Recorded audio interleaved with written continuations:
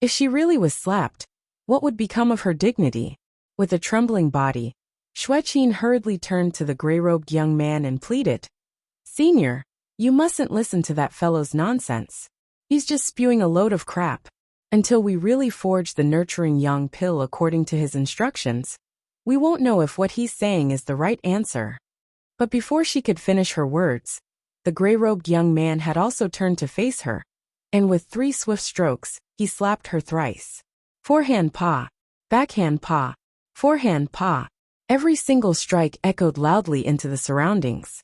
The young lady's smooth and delicate skin immediately began swelling up. "Is that enough for you?" The gray-robed young man gazed at Zhang Xian coldly with his hands behind his back. He was extremely adept at pill forging, and he had made sure to check all the details personally. Even without forging the nurturing young pill, he already knew that the young man was correct. Since the answer was already clear, any obstinacy beyond this point would only sully the good reputation of not only him, but the Ascendant Cloud Sword Pavilion too. "Ha, it was just a casual remark when I told you to slap her.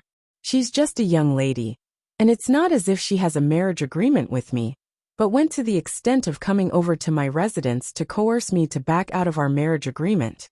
But I guess what's done is done, so let's say we're even with that. Please feel free to be on your way." Zhang Xian bowed slightly as if to send the gray-robed young man away. The gray-robed young man took one last chilling look at Zhang Xian before turning around to leave. The others that had come with him quickly left along with him.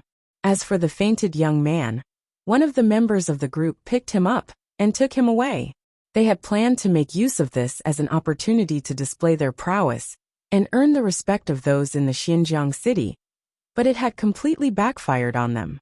A tremendous amount of rage was boiling in their blood. After leaving the market, the gray-robed young man looked at the swollen-faced Xueqin and asked with narrowed eyes, "Who was that?" Xueqin shuddered at the chilling voice of the gray-robed young man, and she quickly explained herself. "Senior, I really don't know that person. I was referring to that crippled young man." The gray-robed young man interjected sharply. "He?"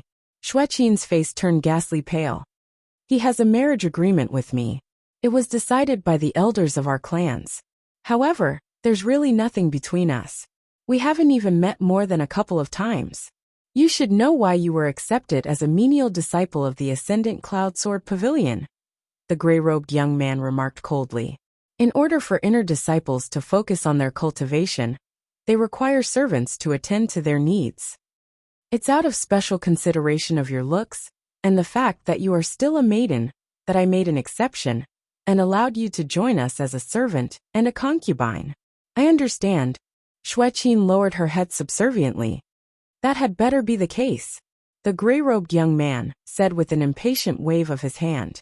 He walked over to the carriage not too far away and got onto it. Before the carriage set off, his nonchalant voice echoed from within. "I expect you to settle this matter prudently before it reaches the ears of the Sword Pavilion. Also, I want to know the identity and background of that bandaged fellow by tonight. Elder Lu Yun will be here in 3 days, and I don't expect any complications as a result of this." "Understood." "Understood."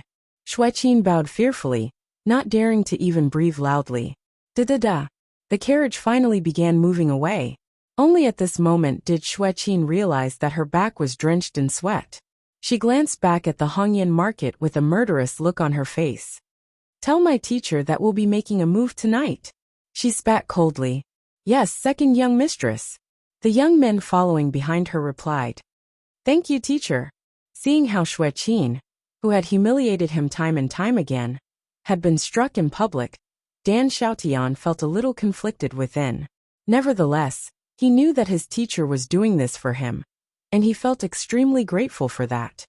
"Since you are my student, there's no way I'll allow you to be wronged," Zhang Xian replied with a smile. "All right, I need you to bring me to a quiet room. I would like to test out the ethereal token." "Yes, teacher," Dan Xiaotian nodded. He quickly approached the middle-aged man from earlier, and before long, they were brought to a silent chamber. Upon entering the chamber, Zhang Xian inspected its interior and found that the area had been secured by multiple layers of formations, ensuring its privacy. He nodded in satisfaction before taking the ethereal token out. Teacher, I heard that the ethereal token requires very specific instructions in order to activate it, and a complete activation requires one to pay quite a heavy price. But before Dan Xiaotian could finish his words, he saw his teacher tapping a few points on the ethereal token, and a resounding wang echoed through the chamber. A brilliant light shone from the surface of the jade token. It had been completely activated. Following which, Zhang Xian dripped a droplet of blood on the ethereal token, and the brilliant light immediately warped into intricate patterns before seeping into his glabella. This sight left Dan Xiaotian stunned.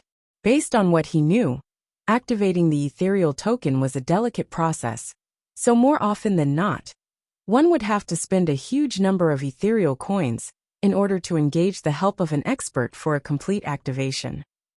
Who could have known that his teacher would be able to activate and tame the ethereal token so easily, as if he had done it many times before?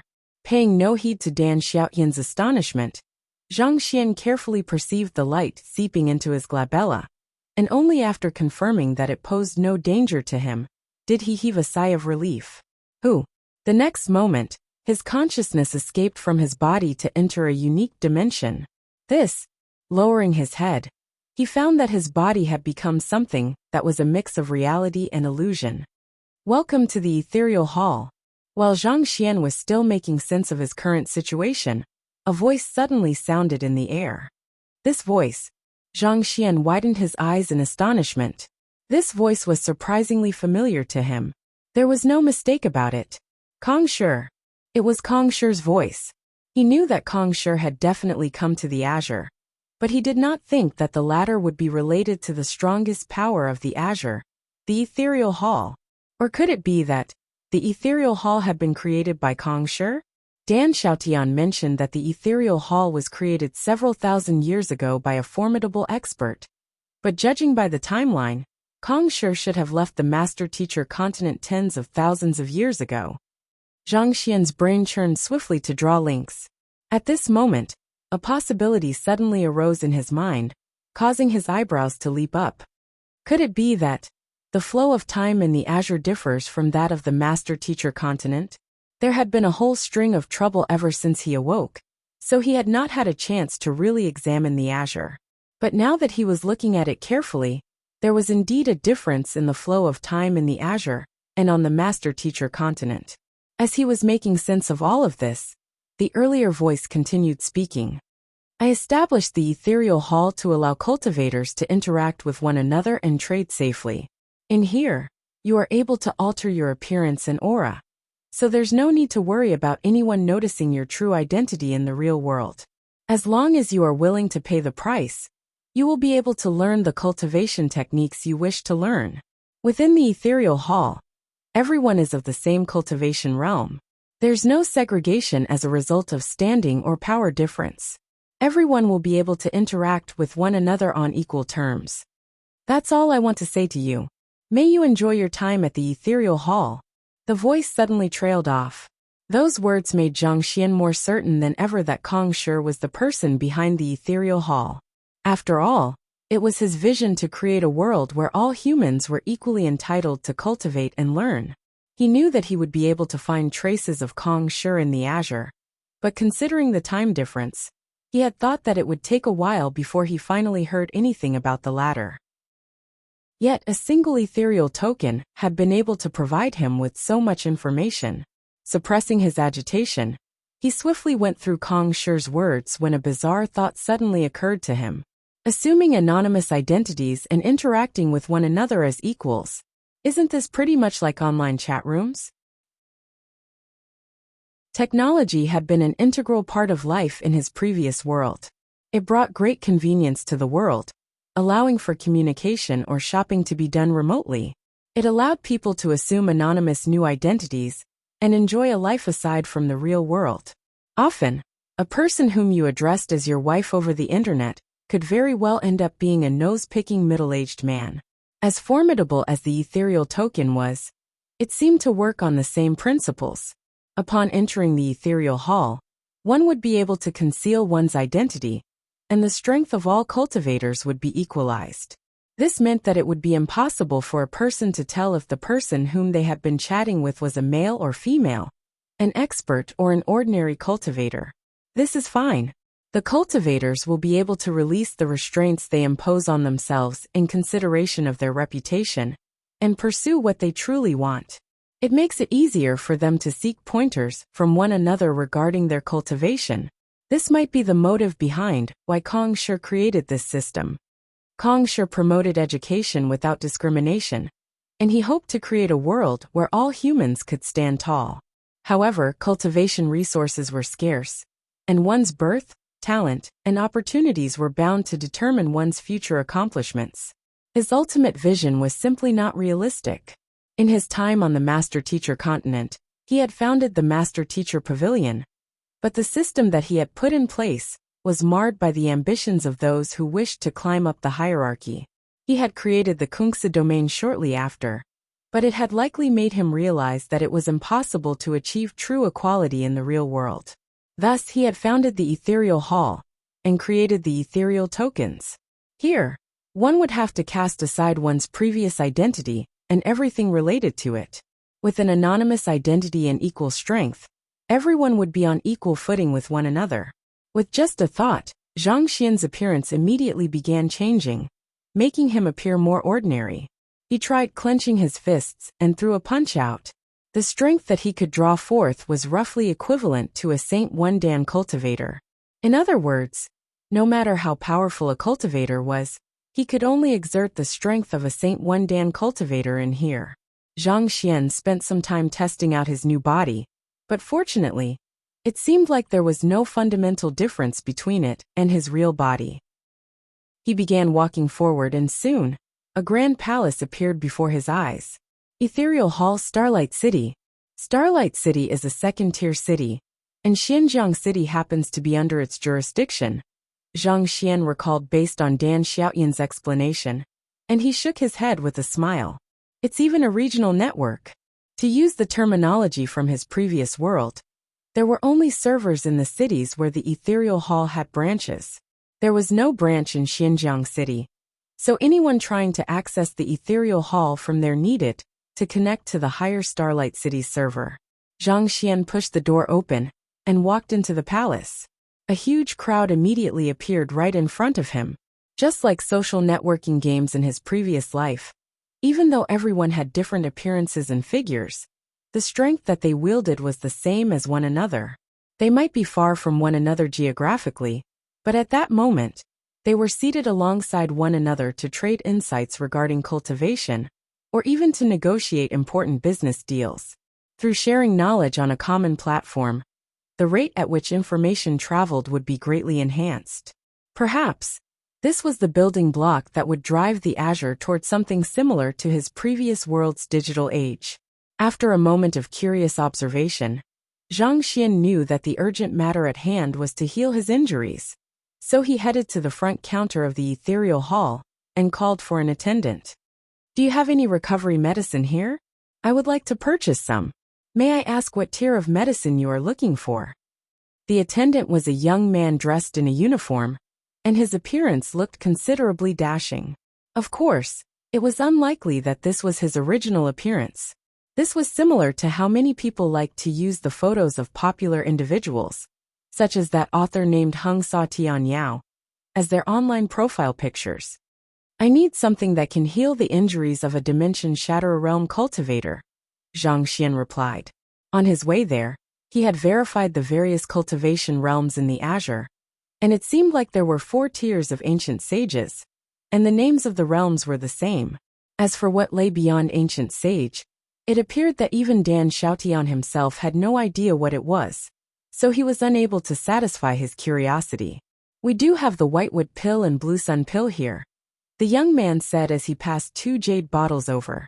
Zhang Xian took the 2 jade bottles, pried open their lids, and took a careful look at them. He could not help but marvel at just how detailed the world that Kong Shi had created was. He was well aware that he was in an illusory world, but the spiritual energy and medicinal energy harnessed within those 2 pills felt so tangible that he could not help but wonder if they were actually existent. But I have never heard of these 2 pills before though, so I don't really know which one will be more useful to me. In the end, the Azure and the Master Teacher continent were two different worlds. While both worlds had apothecaries, their practices and techniques varied greatly from one another, so he was unable to accurately gauge the healing properties of those two pills. He was just about to ask the attendant for more information when an idea suddenly popped into his head. He placed his finger on the whitewood pill lightly and muttered, "Flaws." Since he was able to use the Library of Heaven's path with his soul, was it possible for him to use it here as well? Wang. There was a jolt in his head, and a book materialized in the Library of Heaven's path. It works. Zhang Xian's eyes lit up in delight. Even though the pills were fake, it seemed like the Library of Heaven's path was still able to process the information in the ethereal hall to analyze its strengths and weaknesses before compiling that into a book. The whitewood pill uses the whitewood grass as its main ingredient, making it excellent for healing the soul injuries sustained by Dimension Shadow Realm cultivators. The blue sun pill uses the blood of saint beasts as its key ingredient, and it has remarkable effects in healing one's physical wounds and recovering one's jinqi. The bulk of my injuries lie in my physical body and my jinqi, so I guess I should choose the blue sun pill. Having made up his mind, Zhang Xian relayed his intention to the attendant. The blue sun pill will cost 20,000 ethereal coins each. May I know how you wish to pay for the pill? Do you have an ethereal card? The attendant asked with a sweet smile on his face. 20,000 ethereal coins? Zhang Xian's eyebrows leaped up. He did not have a single ethereal coin with him, so 20,000 ethereal coins was clearly far out of his league. Besides, what in the freaking cow was an ethereal card? So far, it had been roughly 4 hours since he had awoken, but he had already gotten a clear glimpse as to the purchasing power of the ethereal coin. If Dan Xiaotian sold the residence that he was living in, he would receive 5,000 ethereal coins at most, which meant that the entire residence was only worth a quarter to this blue sun pill. I guess it's time for me to start earning some money once more. Zhang Xian rubbed his glabella in distress. He had finally climbed to the apex of the Master Teacher continent, commanding greater clout than anyone else. He had thought that he had finally struggled out of poverty and would never have to worry about money again. But in the blink of an eye, he was reduced back to the penniless lad he used to be. It sure was exasperating. He suddenly thought of the times when he had impersonated as Yang Shi to give others guidance, so as to earn the money required to solve Zhao Ye's affliction. Was he going to have to do the same in the Azure? While it was convenient for him to assume an anonymous identity here, he was a humble and low-profile person at heart. There was nothing in this world that he detested more than showing off in such a manner. Sighing helplessly, he raised his head to look at the attendant before him and asked, "May I ask what kind of ways there are to earn money quickly here?" Earn money? Those words made the attendant realize that the person standing before him did not have the means to purchase the blue sun pill. While he did not reveal anything on his face, the warmth in his eyes cooled a little. He had thought that the other party was a big fish, asking for a 20,000 ethereal coins pill as soon as he walked up to the stall. But as it turned out, the other party was poor. The easiest way to earn money is through fighting open duels in the city's dueling ring. The attendant replied nonchalantly. As long as you don't leave the dueling ring, the amount of money you can earn will increase by 2-fold each round. In the first round, you can earn 100 ethereal coins, and this will increase to 200 ethereal coins in the second round, 400 ethereal coins in the third round, and so on. All in all, as long as you don't lose, you should be able to earn ethereal coins quickly. As long as you are able to win 8 rounds consecutively, you will be able to rack up enough money to buy the blue sun pill. I see. Zhang Xian nodded in response. He had made a misjudgment earlier. It was true that limiting everyone's cultivation to Saint One Dan did reduce the power difference among everyone, but that did not mean that they were equally powerful.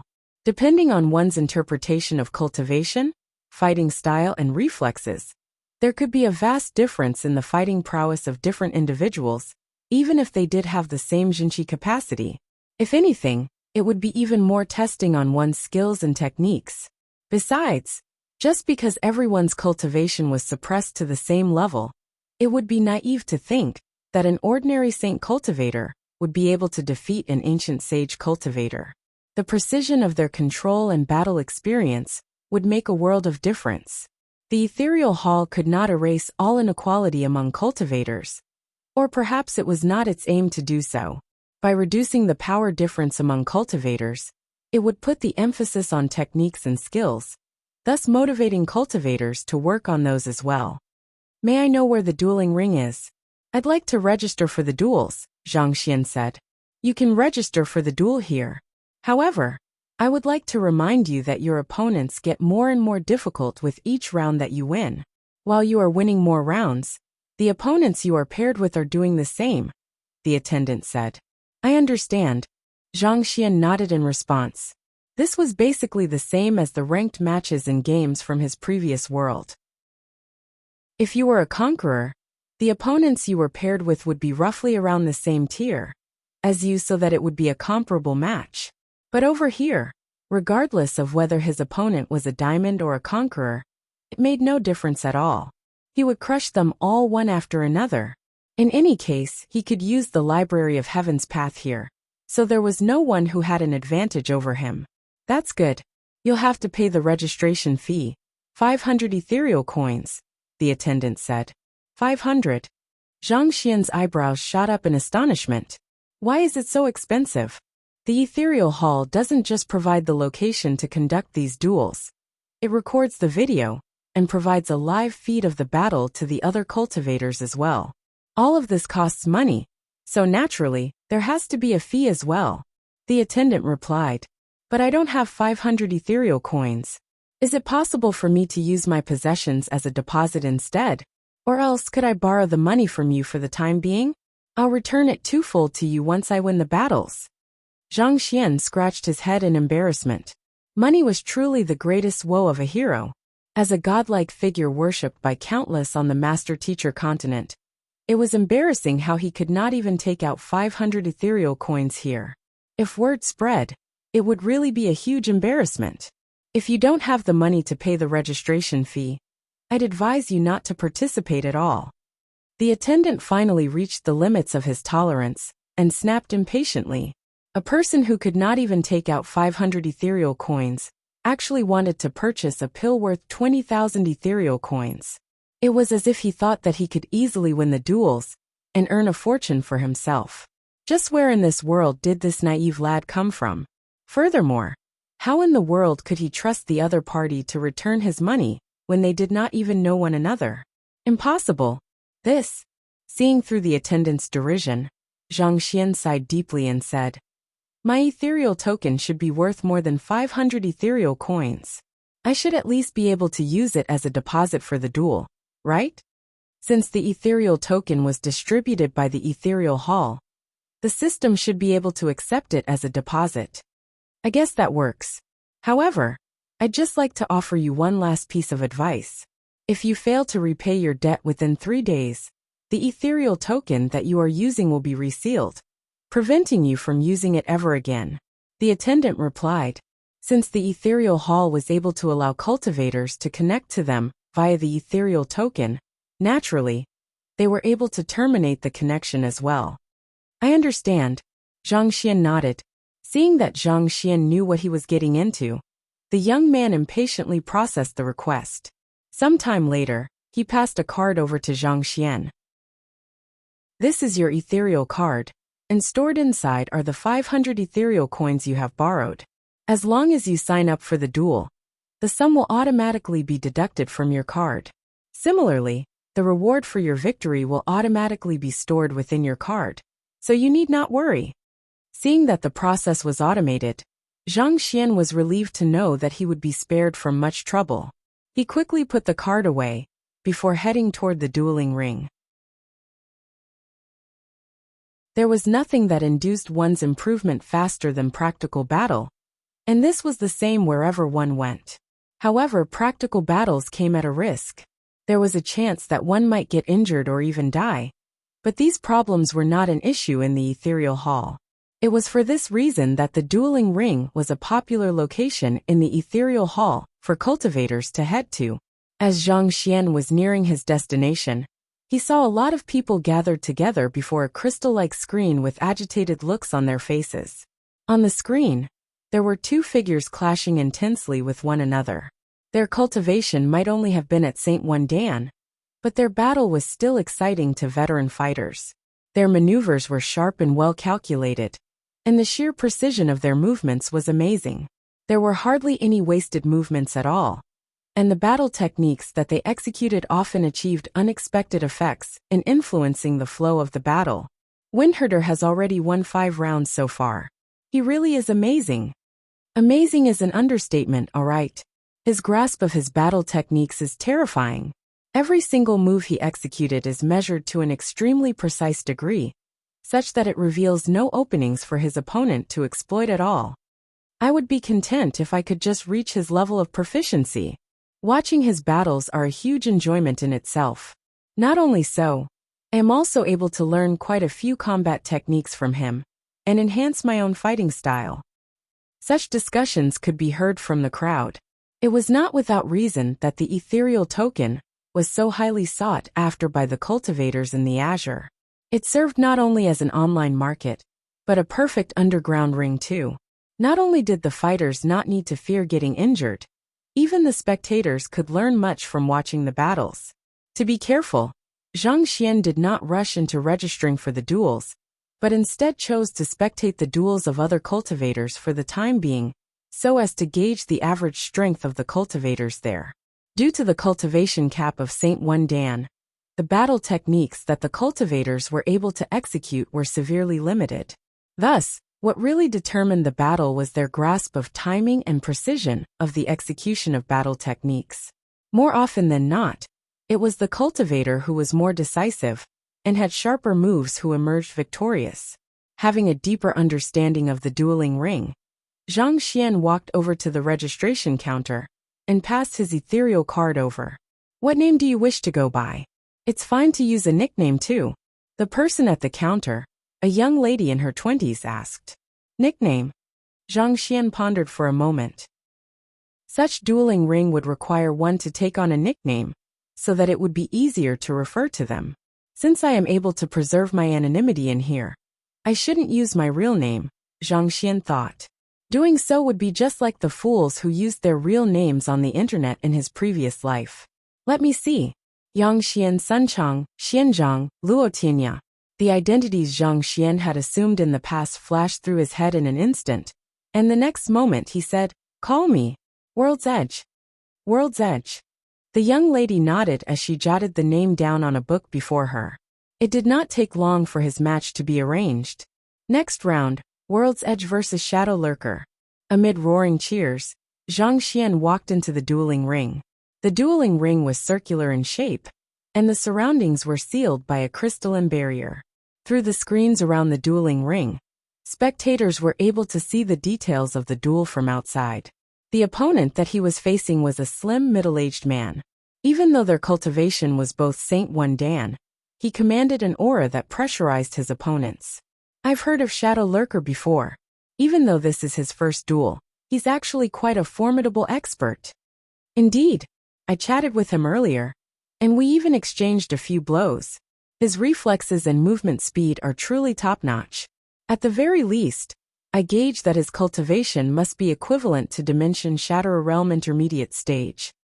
He's actually so powerful. The Ethereal Hall really is filled with many experts. It seems like that there will be something interesting to look out for in this match then. Just that. I wonder if World's Edge will be able to put up a worthy fight. His name sounds so childish. I doubt that he's a formidable expert.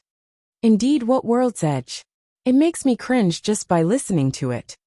It was impossible to determine a person's true identity through the ethereal token, but nevertheless, through casual conversation and exchanging blows, it was still possible to roughly gauge a person's true strength and standing as long as the person was not intentionally hiding it. Those who had interacted with Shadow Lurker before knew that he was a fairly powerful cultivator. As such, they did not think too well of the fellow he was going to face. Let's begin. Shadow Lurker gazed at the young man before him coldly and taunted. I won't be going easy on you. He was planning to make use of this opportunity, to forge a name for himself in the ethereal hall.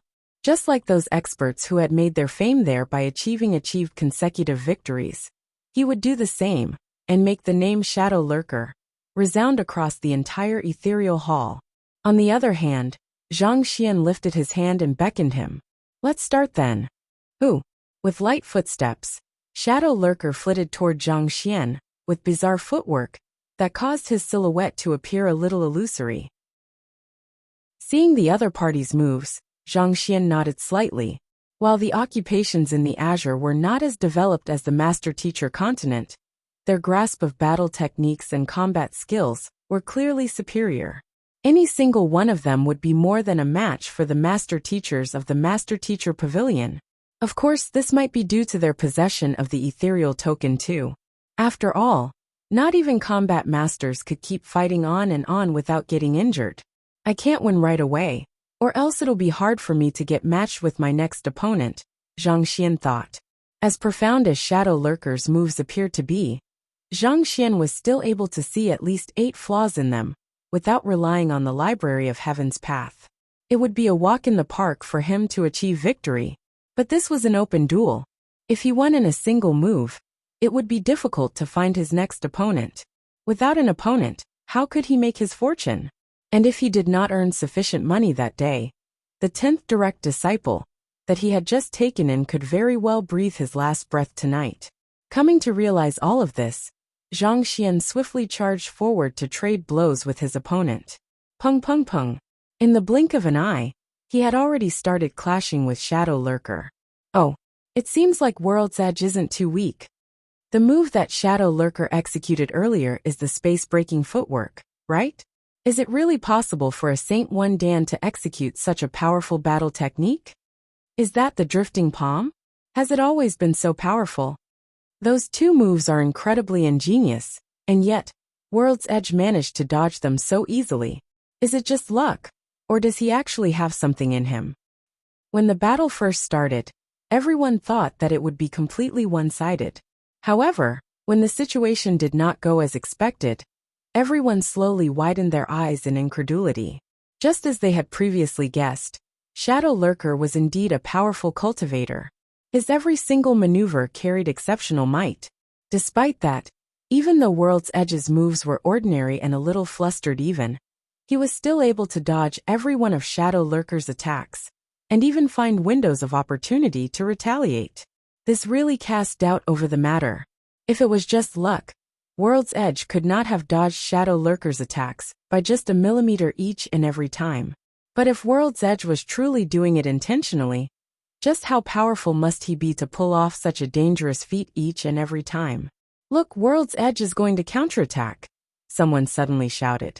In the first 10 blows or so, Shadow Lurker had been the one on the offensive, and World's Edge could only defend against his blows. But right now the tables had turned. As Shadow Lurker found that his offense was not reaching his enemy at all, he slowly lost his patience, and World's Edge made use of this opportunity to control the flow of the battle. At that moment, Zhang Xian wobbled unstably on the spot for a moment, before abruptly thrusting his right palm forward. On the other hand, Shadow Lurker seemed to have expected this abrupt attack, and was not caught off guard. Without any hesitation, he thrust his left palm forward to meet the other party's attack. Just as the 2 palms were about to meet, World's Edge suddenly pulled his right palm back, and redirected the momentum of his strike to his left palm instead. Before anyone could even react, World's Edge had managed to strike Shadow Lurker squarely in the chest. To think that the previous right palm thrust was another feint. To be able to switch between feints and real attacks so freely. Not even the Lord of Starlight City is capable of such a feat, right? You are underestimating the Lord of Starlight City too much. I have watched some of the City Lord's open duels over the past few years, and he has used similar moves before. What appeared to be a feint would suddenly turn into a real strike, if one failed to guard against it, and vice versa. This is a move that requires perfect control over your body. Otherwise it would be impossible to exert and retract strength so freely. Countless cultivators desire to learn this technique, but very few of them are able to get to the point where they can execute it in a real battle. I have practiced this technique for more than 3 years, but even I'm not completely confident in pulling it off safely. Yet World's Edge actually managed to do it so easily. Frightening. Allow me to take back my earlier words. World's Edge is definitely a true expert. Could he possibly be the Lord of Starlight City in disguise? How can that be? I know the nickname used by the City Lord in his open duels, and it definitely isn't this. Someone who has won countless duels like the City Lord wouldn't have any reason to pass himself off as a minor figure who hasn't even won a single match, right? The ability to switch freely between feints and real attacks might not seem too difficult, but throughout Starlight City, there were no more than a handful of cultivators who were able to pull it off. Thus, it was inevitable that the crowd would be shocked to see such a high-level feat being executed by an unknown figure. Pung! The shadow lurker staggered backward several steps as fresh blood dripped from his lips. While it was impossible for cultivators to die for real in the ethereal hall, they would still experience pain and vomit blood after incurring injuries. This was to ensure an accurate simulation of reality. I have lost. Knowing that he would only lose more tragically if the battle continued, Shadow Lurker willingly admitted his defeat. He had intended to make use of this opportunity to make his name, but who could have known that he would be defeated in his very first battle? Right after, a young lady's voice sounded from the outside. Do you wish to proceed on to the next duel, or leave the dueling ring? After clearing the first battle, one had the choice to continue battling or give up. I'll proceed on to the second round, Zhang Xian replied without hesitation. While he did exert himself a little in the last battle, he still had plenty of strength left. Besides, he had not raked in the money that he needed to buy the Blue Sun pill yet. So how could he leave? Very soon, he had been paired up with an opponent. This time, his opponent was no longer a newbie, but a veteran who had already fought several battles. His opponent seemed to have realized that he would not be easy to deal with, so as soon as the battle began, he immediately dashed forward and launched a barrage of relentless attacks, hoping to suppress him right from the start. This left Zhang Xian with no choice but to dodge again and again. After all, he had to drag the battle on for a bit, so as to not scare his next opponent away. That's infinitesimal maneuver. The crowd exclaimed in astonishment. Infinitesimal maneuver refers to the feat of dodging an opponent's attack by a hair's breadth each and every time. This allows one to conserve as much energy as possible, and it puts one in a better position to launch a counterattack. Of course, it is a double-edged sword as the slightest carelessness could spell the end. To think that World's Edge would actually be able to utilize such a high-level skill. That must have taken him decades of tough training, right? It would already be an incredible feat if one could achieve it within decades of training. I have a cousin who is determined to master infinitesimal maneuver. He has trained for 30 years in order to pull it off, but nevertheless, he still doesn't dare execute it in a real battle. This maneuver doesn't just test the precision of one's control. More importantly, it's a test of one's state of mind. Without absolute confidence in one's abilities, there is no way one would dare use this combat skill. Many cultivators among the crowd were already rendered speechless. In the ethereal hall, it was no exaggeration to say that those two combat skills were the marks of a true expert. Oblivious to the shock outside of the dueling ring, Zhang Xian dragged the match on for roughly 10 blows before defeating this opponent with a swift strike. While waiting for his third opponent, Zhang Xian could not help but nod in satisfaction at his own performance. It was tough, but I think I should have disguised my strength quite well. It is really stifling to have to exert only a 20th of my true strength like this, but it is also that I'll have enough opponents to last me to the 8th round. Sighing deeply, Zhang Xian raised his head to face his third opponent. This is the English translation of Tianya. The third opponent was a young lady dressed in green, but she fell in defeat soon enough. The fourth opponent was an arrogant young man, but he too did not persevere beyond 10 moves. Seeing how he was staying in control, not scaring away the other challengers from fighting him in a duel, Zhang Xian nodded in contentment at his self-control. What he did not know was that, to the others, being able to spar with an expert of such caliber with just 500 ethereal coins, was an invaluable opportunity for them. So there was no reason for them to pass on it. It could be said that they were earning a huge profit just by challenging Zhang Xian in a duel. It was not as if they could die in the duel, so they had nothing to lose. Senior, what's your opinion on that World's Edge?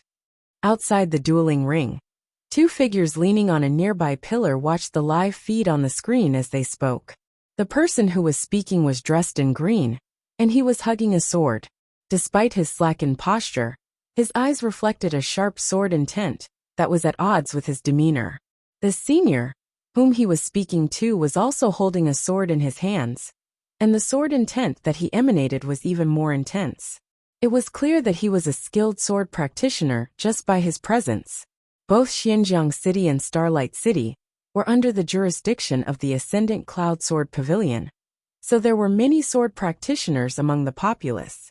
In fact, even in the dueling ring, many of the challengers chose to wield a sword. The fact that he's able to alternate between feint and real attacks, as well as his ability to carry out infinitesimal maneuver, shows that the precision of his control over his strength has reached an incredible level, not paling in comparison even to me. There's no doubt that he's an expert. The senior nodded with a smile. However, he's still lacking in comparison to the disciples of our Ascendant Cloud Sword Pavilion. Those two skills are the elementary requirements one has to meet in order to officially become a disciple of our sect. Most menial disciples are capable of pulling that off. It's only in a remote location like this that people make such a huge fuss over this matter. The junior said, Junior Huang Tao, go and sign up for the dueling ring and show that fellow that there's a wider world out there. The senior instructed. Rest assured, if I can't make him admit within 3 moves, I'll spend the pay on the tab for our alcohol tonight and practice the transient swordsmanship from scratch once more. The junior known as Huang Tao replied with a confident smile. Don't drag the battle on for too long. We have yet to choose the new outer disciples and menial disciples, so we are very tight on time. Furthermore, our actions can be viewed as no different from bullying the local populace, and if Elder Lu learns of it, he'll surely reprimand us. As geniuses from a major sect, it was inappropriate for them to come to such a remote area and challenge the newbies in the area. This was no different from national players dropping by a local community club to challenge its team. It was beneath them to do something like that, and it would only sully their reputation. I understand. Huang Tao nodded as he walked toward the female attendant. It did not take long for him to be confirmed as Zhang Xian's 5th opponent. Look at Dire Swordsman's win ratio. He's only lost 5 matches out of 100? Isn't that insanity? What a ridiculous score this is. It seems like World's Edge has really met his match this time. Since he's holding a sword, this duel will likely be a sword duel. We've only seen World's Edge's expertise in hand-to-hand combat. We haven't seen his expertise with the sword. Every single competitor would have their past record in the dueling ring reflected on the screen. Dire Swordsman's feat of losing only 5 matches out of 100 swiftly raised a commotion among the crowd. The crowd initially expected it to be a one-sided battle, just like those before. But the opinions were soon divided, and now some believed that while World's Edge had displayed exceptional hand-to-hand combat skills, that was no indication that he would be good with a weapon in hand. Given his opponent's name, Dire Swordsman, and his score to date, he was likely an exceptional sword practitioner. Pick up your weapon. In the dueling ring, Huang Tao held onto his sword as he gestured to Zhang Xian. Very well. Without much hesitation, Zhang Xian flicked his wrist, and a sword from the nearby weapon rack swiftly flew into his hands. There were no tiers to the swords in the ethereal hall. They were only tools used to execute one's swordsmanship, so things such as weapon spirit did not exist within them. I'll give you 2 chances before I draw my sword. If you can't get close to me before then, I'll defeat you within a single strike. Huang Tao remarked calmly. As a disciple of the Ascendant Cloud Sword Pavilion, he had his own honor to uphold. You aren't going to draw your sword right away? Zhang Xian, taken aback. With a frown on his forehead, he muttered. But you might lose your life if so. Audacious! Huang Tao exclaimed with a darkened face. Make your move. or else you won't have a chance to do so very soon. All right then. Zhang Xian sighed helplessly. He raised the sword in his hand and flicked it around casually, as if he was trying to get used to it. Without taking a single step forward, he flicked his finger all of a sudden. Whang! The sword flew out of his hand. Before he could even make his first move, he actually lost his grip over his sword. This was one of the greatest taboos in battle. Once a cultivator lost their weapon in battle, they would have to face their opponent barehanded, thus putting them in a disadvantageous position. That's too reckless. Is that fellow trying to admit defeat? The crowd watching the duel were stunned by what they were seeing. They had never expected to see such carelessness from the seemingly powerful World's Edge. Look, World's Edge has turned his body around. You're right. What does he mean by that? Is he trying to admit defeat just like that? Does he not have the slightest shred of sportsmanship in him? Amid exclaims of astonishment, the situation grew more and more ridiculous. On the stage, the young man known as World's Edge turned around and raised his hands after tossing out his sword, as if celebrating something. Was this a mark of surrender? Was he giving up after seeing Dire Swordsman's impressive record? The problem was, it was one thing for World's Edge to surrender, but why was he raising his hands so triumphantly? Did he view it as an honor or something? Standing on the opposite end of the stage, Huang Tao was taken aback by the situation as well. He had no idea what his opponent was up to, or what was going on. Even if his opponent wanted to admit defeat, the latter should say so verbally instead of displaying such uncertain gestures. Just as he was deep in thought, his senior anxiously yelled, "Huang Tao, don't let your guard down. Be careful." That remark immediately brought Huang Tao back from his daze, and he quickly gathered his attention once more. However, before he knew it, the sword that his opponent had tossed ever so casually had already slowly made its way to him. The movements of the sword felt incredibly slow, giving one the feeling that it was floating quietly in the air. When it was just 3 meters away from him, the sword abruptly accelerated, bolting toward him as if a flash of light. Alarmed, Huang Tao immediately drew the sword in his embrace to protect himself. But before he could move, there was already a splitting pain in his head. Pudong! His body fell uncontrollably to the ground as his consciousness swiftly vanished. The sword had already pierced his head and ended him. Huang Tao's corpse swiftly dissipated into light particles before vanishing altogether, leaving only the sword that he had been holding earlier on the ground. Dying in the ethereal hall would not cause any harm to one's real body, but the ethereal token that one wielded would shatter and lose its function. Similarly, one's avatar and consciousness in the ethereal hall would vanish as well. In other words, dying in the ethereal hall was not completely without cost. Silence. There was a deathly silence that lingered in the area. Everyone stared in shock at the dueling ring before them with slackened jaws. They had expected to see an intense fight between Dire Swordsman and World's Edge, but as if a farcical play, the latter had tossed his sword out, and the former had gotten his head impaled. What the heck was that? Hula! After a moment of bizarre silence, roaring cheers filled the surroundings. While most of the spectators were unable to make sense out of what had happened in the earlier duel, it was as clear as day to them that World's Edge had won the duel. Long live World's Edge! I love you more than anything in the world. Dire Swordsman must have underestimated his opponent far too much. He was probably caught off guard by the sudden offense from World's Edge. I thought that Dire Swordsman would be a formidable figure, but who would have guessed that he's nothing but talk? To be impaled by a sword just like this, there's probably no one other than him. And to think that he actually had a win ratio of 95% out of 100 matches. Did he get such a record by rigging the system? Or did he intentionally lose the battle, so as to give us a good laugh? To all the spectators, the sword toss that Zhang Xian had performed earlier looked perfectly ordinary, so it was inexplicable to them how Dire Swordsman had ended up getting killed by it. Thus, there was only one possibility in their mind, and that was that Dire Swordsman was simply too weak. That's impossible. The senior leaning against the pillar hurriedly straightened his posture. He had noticed that something was amiss as soon as the sword was tossed. He could sense traces of sword intent behind the sword toss, which meant that it was a sword technique in itself. Still, was it really possible to kill Huang Tao so easily with the toss of a sword? The senior tried to recall the trajectory behind the sword toss, but the harder he tried to think about it, the more sweat that trickled down his forehead. To his astonishment, he was unable to map out the trajectory of the sword toss at all. It was as if everything had simply happened. His mind could process the start and the end, but everything in between was a blank. Even with his eye of discernment, he was unable to tell how the young man had managed to win with that single sword toss. Do I have to fight him personally in order to tell? The senior muttered as he clenched his fists tightly together. Most formidable swordsmanship would require a person to experience it themselves in order to know how powerful it truly was. Most likely, this move had also reached such a level.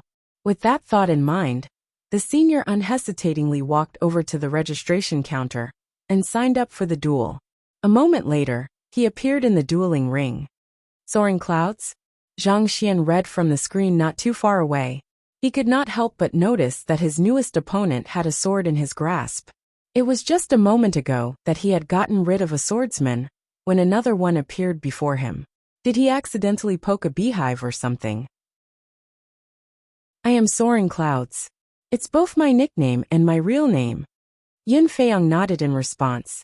Without any hesitation, he drew his sword, and a cold sheen appeared on the surface of the sword. Pick up your weapon. Seeing that his opponent was as narcissistic as his previous opponent, Zhang Xian picked up the sword that he had used for the previous battle from the weapon rack once more before looking at his opponent. Yin Feiyang clasped his fist and requested, "Please use the same sword art as before." He wanted to experience the same sword art that had killed his junior in an instant earlier, so that he could find a way to decipher it. As a sword practitioner, he could not stand the idea of a sword technique existing in the world that he was unable to make sense of. The sword art that I used earlier? Zhang Xian frowned. That's right. Well, I guess that's fine. Zhang Xian sighed helplessly. He did not think that the sword toss that he had executed earlier could be considered a sword art at all. It was really just a casual toss of his sword, and there was no particular skill or deep conceptualization behind it. That being said, it was still a sword toss that harnessed the essence of the Heaven's Path sword art, and that was how it had pierced dire swordsman's head with impeccable accuracy. This fellow wanted to give the same menu a try? Did he think that his head was tough enough to survive the impact? Regardless of the reason behind his opponent's request, it really did not make much of a difference to him at all. He swung the sword in his hand a bit to get used to the grip before pointing it toward Soaring Clouds. With a flick, the sword flew out of his hand. It's coming. Yin Feiyang narrowed his eyes as he swiftly brandished his sword. In an instant, with the loud roaring of wind and swift afterimages of a blade, his silhouette was completely covered by his sword, preventing even the slightest droplet of water from getting to him. What formidable swordsmanship! How can he swing his sword so quickly? I can't even follow the movements of his sword with my eye. How can anyone breach a defense like this? The crowd below were astonished by Yin Feiyang's defense. His swordsmanship was so fast that it felt as if a light sphere of a radius of 2 meters had formed around him.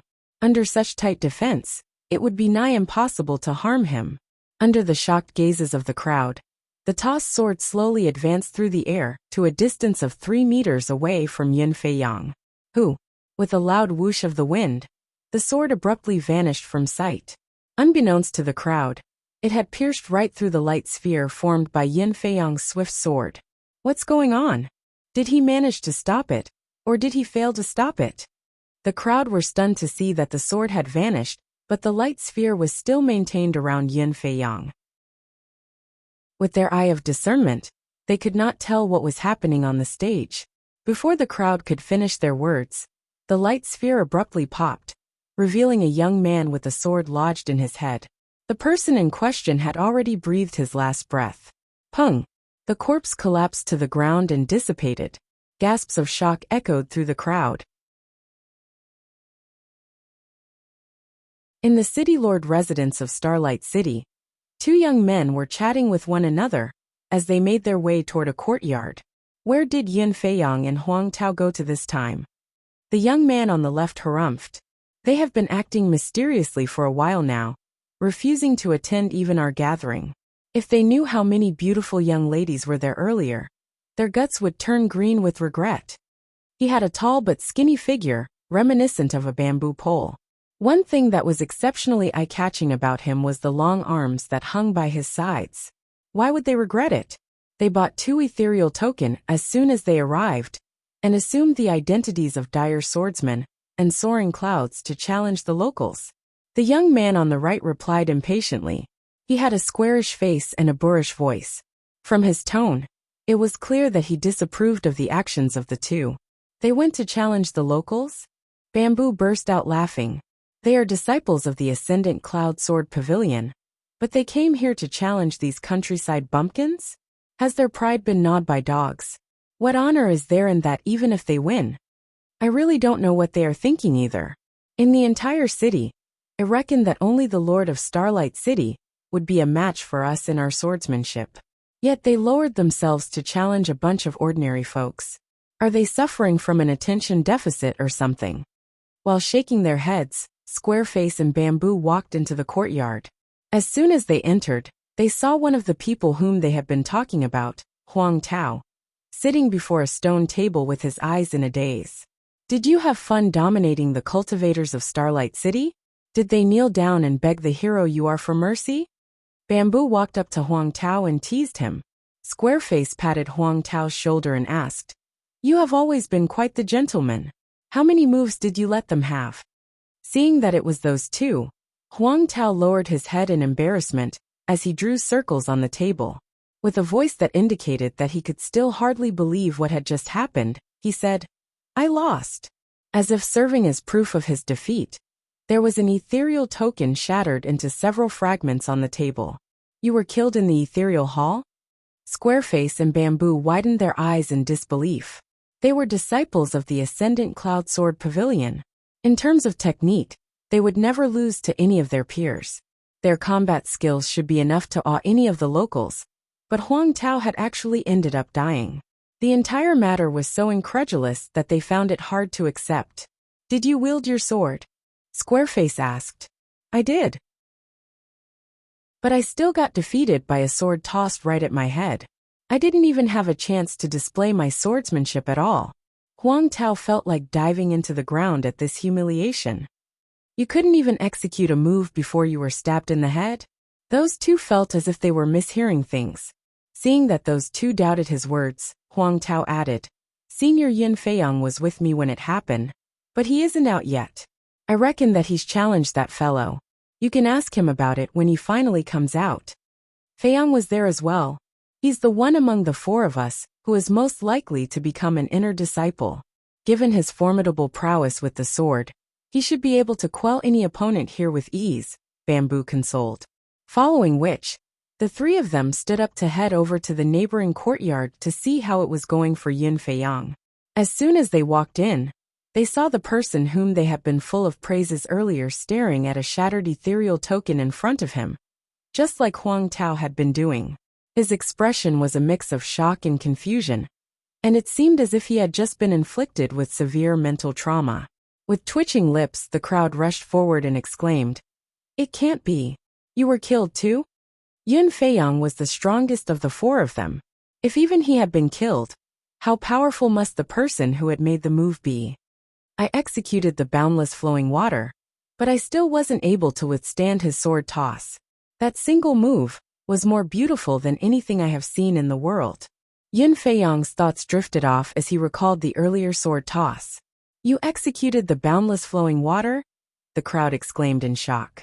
That could be said to be the most advanced defensive swordsmanship among the outer disciples of the Ascendant Cloud Sword Pavilion. The swordsmanship would wrap one's surroundings in a dense layer of water vapor, reminiscent of flowing water. No matter how the opponent attacked, the defensive layer would either repel or redirect the attack. It could be said to be a move that no one of the same cultivation realm could break. Despite having executed the move, Yin Feiyang was still defeated in a single strike. Was the enemy really that formidable? More importantly, even though he had been so brutally killed, he still thought that the swordsmanship was beautiful. That intoxicated look on his face was as if he was passionately reminiscing about a lover. I would like to see that sword art with my own eyes. Feiyang, do you have any other ethereal token that I could use? After a moment of shock, Bamboo and Squareface found themselves trembling with curiosity. They were filled with anticipation to meet the person whose swordsmanship was superior to even that of Huang Tao and Yun Feiyang. I sent my men to purchase some ethereal tokens as soon as I awoke. We should be able to get some soon, Yun Feiyang replied. Every single ethereal hall had their own ethereal token. It was using the specific ethereal tokens that one could connect to the regional network. It did not take long for a servant to rush in with 8 ethereal tokens in hand. Every single of these ethereal tokens was worth tens of thousands of ethereal coins. But while it was a huge sum to Dan Xiaotian and the others, it was nothing of note to the disciples of the Ascendant Cloud Sword Pavilion, who, the 4 of them hurriedly connected to the Starlight City's ethereal hall before rushing toward the dueling ring. The 7th round, World's Edge is the winner. I wish to move on to the 8th round. As soon as they entered, they saw that World's Edge had won his 7th match. His 7th opponent was a renowned figure in the dueling ring, Windherder. Windherder was known for his exceptional light and swift movements, reminiscent of a breeze. At the very start of the duel, his silhouette had vanished from view, making it impossible for any other spectators to locate him. Yet, with a sudden upward kick into thin air, World's Edge had managed to strike the other party squarely in his crotch. And well, that had spelled the end of Windherder. Is there anyone who wishes to participate in the 8th round? Not a single person among the crowd replied. It was true that crossing blows with an expert could temper one's skills, but that was only if the gap in fighting prowess was not too huge. What was the point if they were just going to be finished off a second after going up onto stage? No one had that much money to waste on something futile. I'll do it. Bamboo quickly registered with the female attendant, and in a moment's time, he was already standing in the dueling ring. Seeing that there was an opponent, Zhang Xian heaved a sigh of relief. He had earned quite a substantial sum by winning 7 rounds consecutively, but it was still insufficient for him to purchase the Blue Sun pill. If no one accepted his challenge, he would really have some trouble trying to accrue sufficient money. Standing on the stage, Bamboo assessed the young man before him carefully. The other party looked extremely ordinary. There was nothing of particular note about him. How did the other party manage to defeat 2 of his seniors just like that? Another sword practitioner? Zhang Xian asked when he saw the young man before him whipping out a sword. The Bamboo nodded as he drew his sword from his scabbard. Without any hesitation, he drove his sword forth. Based on Yun Feiyang and Huang Tao's accounts, it was clear that the person standing before him was a true expert. Thus, he decided to make the preemptive strike. Alas, before his sword could even come close to the opponent, there was a brilliant glow in front of him that was reminiscent of the dawn sun. Its radiance left him stunned for a moment. Pung! Another body collapsed weakly to the ground. Squareface's face twitched.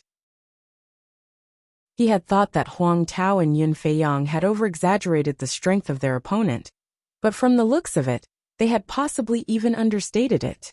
Yun Feiyang's defensive ability was one of the strongest among the outer disciples, but when it came to defense, Bamboo was definitely ranked at the top.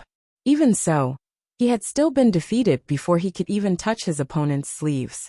This could not even be described with terrifying. Huang Tao looked at Squareface and asked, "Do you wish to give it a go too?" Squareface shook his head bitterly and said, "If even the 3 of you aren't a match for him, I don't think I'll fare any better than the rest of you. I'll pass." The price was not the problem. It was just that Bamboo and Yun Feiyang were already the 2 strongest individuals among the outer disciples. But they were not even close to being a match. He would just suffer the same fate as them if he challenged the other party. When did such a powerful expert appear in the ranks of Starlight City? We must report this matter to Elder Lu, Squareface said. You're right. Nodding in agreement, the 3 of them swiftly backed out of the ethereal hall and disappeared. Finally, I'm done with my 8th opponent. Zhang Xian heaved a sigh of relief. He had worried that a lack of opponent could hinder his money-making, but fortunately, Another fool had leaped forward at the last moment. There sure were plenty of generous people in the world. He waited in the dueling ring a little longer, but no one was willing to challenge him for the 9th round. Thus, he could only back out of the dueling ring in disappointment. He returned to the earlier store, and when he met the male attendant once more, the other party's attitude was completely different. Given the huge commotion that he had caused in the dueling ring, the male attendant had already heard of the matter. He had thought that the customer was just a naive poor bloke who thought too highly of his abilities, but it turned out that the other party was a true expert. Cold sweat poured down the male attendant's forehead, as he feared that the customer before him would pick a grudge with him, due to his earlier disrespect. However, looking at the amiable smile on the other party's face, seemingly not blaming him at all, he quietly heaved a sigh of relief.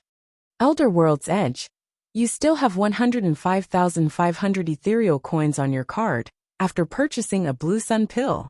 The male attendant replied after processing the transaction. I still have more than 100,000 ethereal coins? Zhang Xian was stunned. The returns of the duel should only total up to around 25,500 ethereal coins. So he should only have had 5,500 ethereal coins remaining. Where did the extra 100,000 come from? Elder, the opponents you faced in your 5th round and 6th round were equipped with weapons that they specially purchased. Due to their deaths, the swords were automatically sold back to the ethereal hall, and each of them was worth 50,000 ethereal coins. As you are the one who killed them, the sum was credited to your account, which is why you still have an excess 100,000. The male attendant replied. They bought their swords, but the specifications of their swords didn't appear to be any different from the ones provided in the dueling ring. It was not as if their swords were sharper, or were imbued with some special properties. So why would they be so expensive? While the swords do have identical attributes to one another, their swords were inscribed with a unique design, and the color of their handles was different. Just the design itself makes them worth 50,000 ethereal coins each. Zhang Xian's lips twitched upon hearing those words. So it was possible to buy skins too, and the price was not cheap at all. Those darn capitalist gaming companies. Then again, there were plenty of vain people in the world, and those who had the money to do so often liked to set themselves apart from the masses. While they were unable to alter their cultivation and item attributes, they could at least set themselves apart through their clothes and weapons. How can I take out the pill that I have bought? Zhang Xian asked. Elder World's Edge, you just have to communicate telepathically with your ethereal token after leaving the ethereal hall, and activate the teleportation formation on it. The items you have bought will immediately be brought to you. The male attendant replied. That's convenient.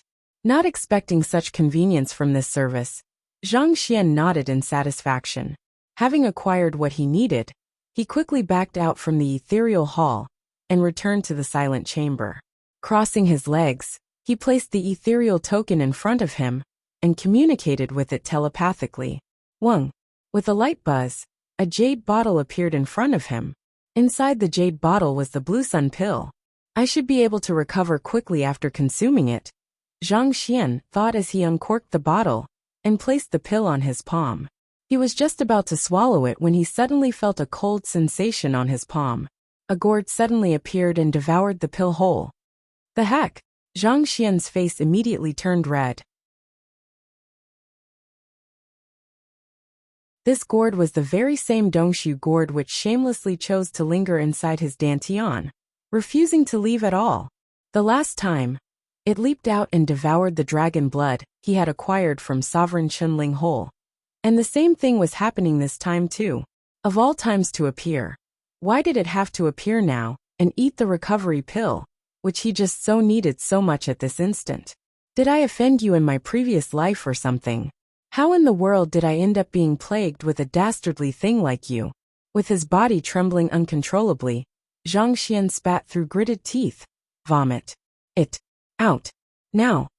He grabbed the middle part of the gourd and exerted his strength angrily. But it was unfortunate that the amount of strength he could exert was limited due to his injuries. Already swallowed it. I can still poop it out if you want it though. The Dongshu gourd shook its bottom gleefully. Poop your head. Zhang Xian threw the Dongshu gourd on the ground and stomped on it angrily twice before his anger finally subsided slightly. Let me warn you. If you dare interfere in my recovery once more, I'll throw you right into a pool of feces. You were injured by space-time turbulence, and its devastating power still lingers in your body. Do you know how long it'll take for you to recover using that kind of pill? The gourd snorted impatiently. Are you telling me that the blue sun pill isn't enough to heal my injuries? He couldn't check his own condition using the Library of Heaven's path, and he was unable to drive his Junshi to carefully check his current internal condition either. As such, he was unable to accurately discern how severe his injuries were. It can heal up normal injuries, but for those caused by space-time turbulence, even if you were to eat a cart of them, it wouldn't make much of a difference at all. The gourd replied. Then what kind of medicine will I need? Zhang Xian asked. He knew that there was something extraordinary about the Dongshu gourd, so he decided to seek the latter's opinion this time around. Perhaps something good might come out of this. You need pills that are specialized in treating wounds caused by space-time turbulence. However, those are incredibly rare and extremely expensive. It's impossible for someone like you to find it. However, you are in luck. As long as you bring me a few more of the earlier pill, and let me have my fill, I'll tell you how you can cure your injuries. The gourd replied proudly, but before it could finish its words, Zhang Xian had already struggled his way to the doorway of the chamber and shouted, Dan Xiaotian, bring a chopper over. A chopper? I have a gourd over here that needs to be sliced to two. If you don't have a chopper, an axe will do too. Zhang Xian bellowed.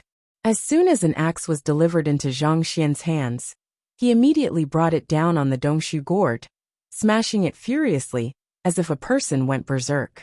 Seeing that Zhang Xian was serious about it, the gourd immediately surrendered. Fine.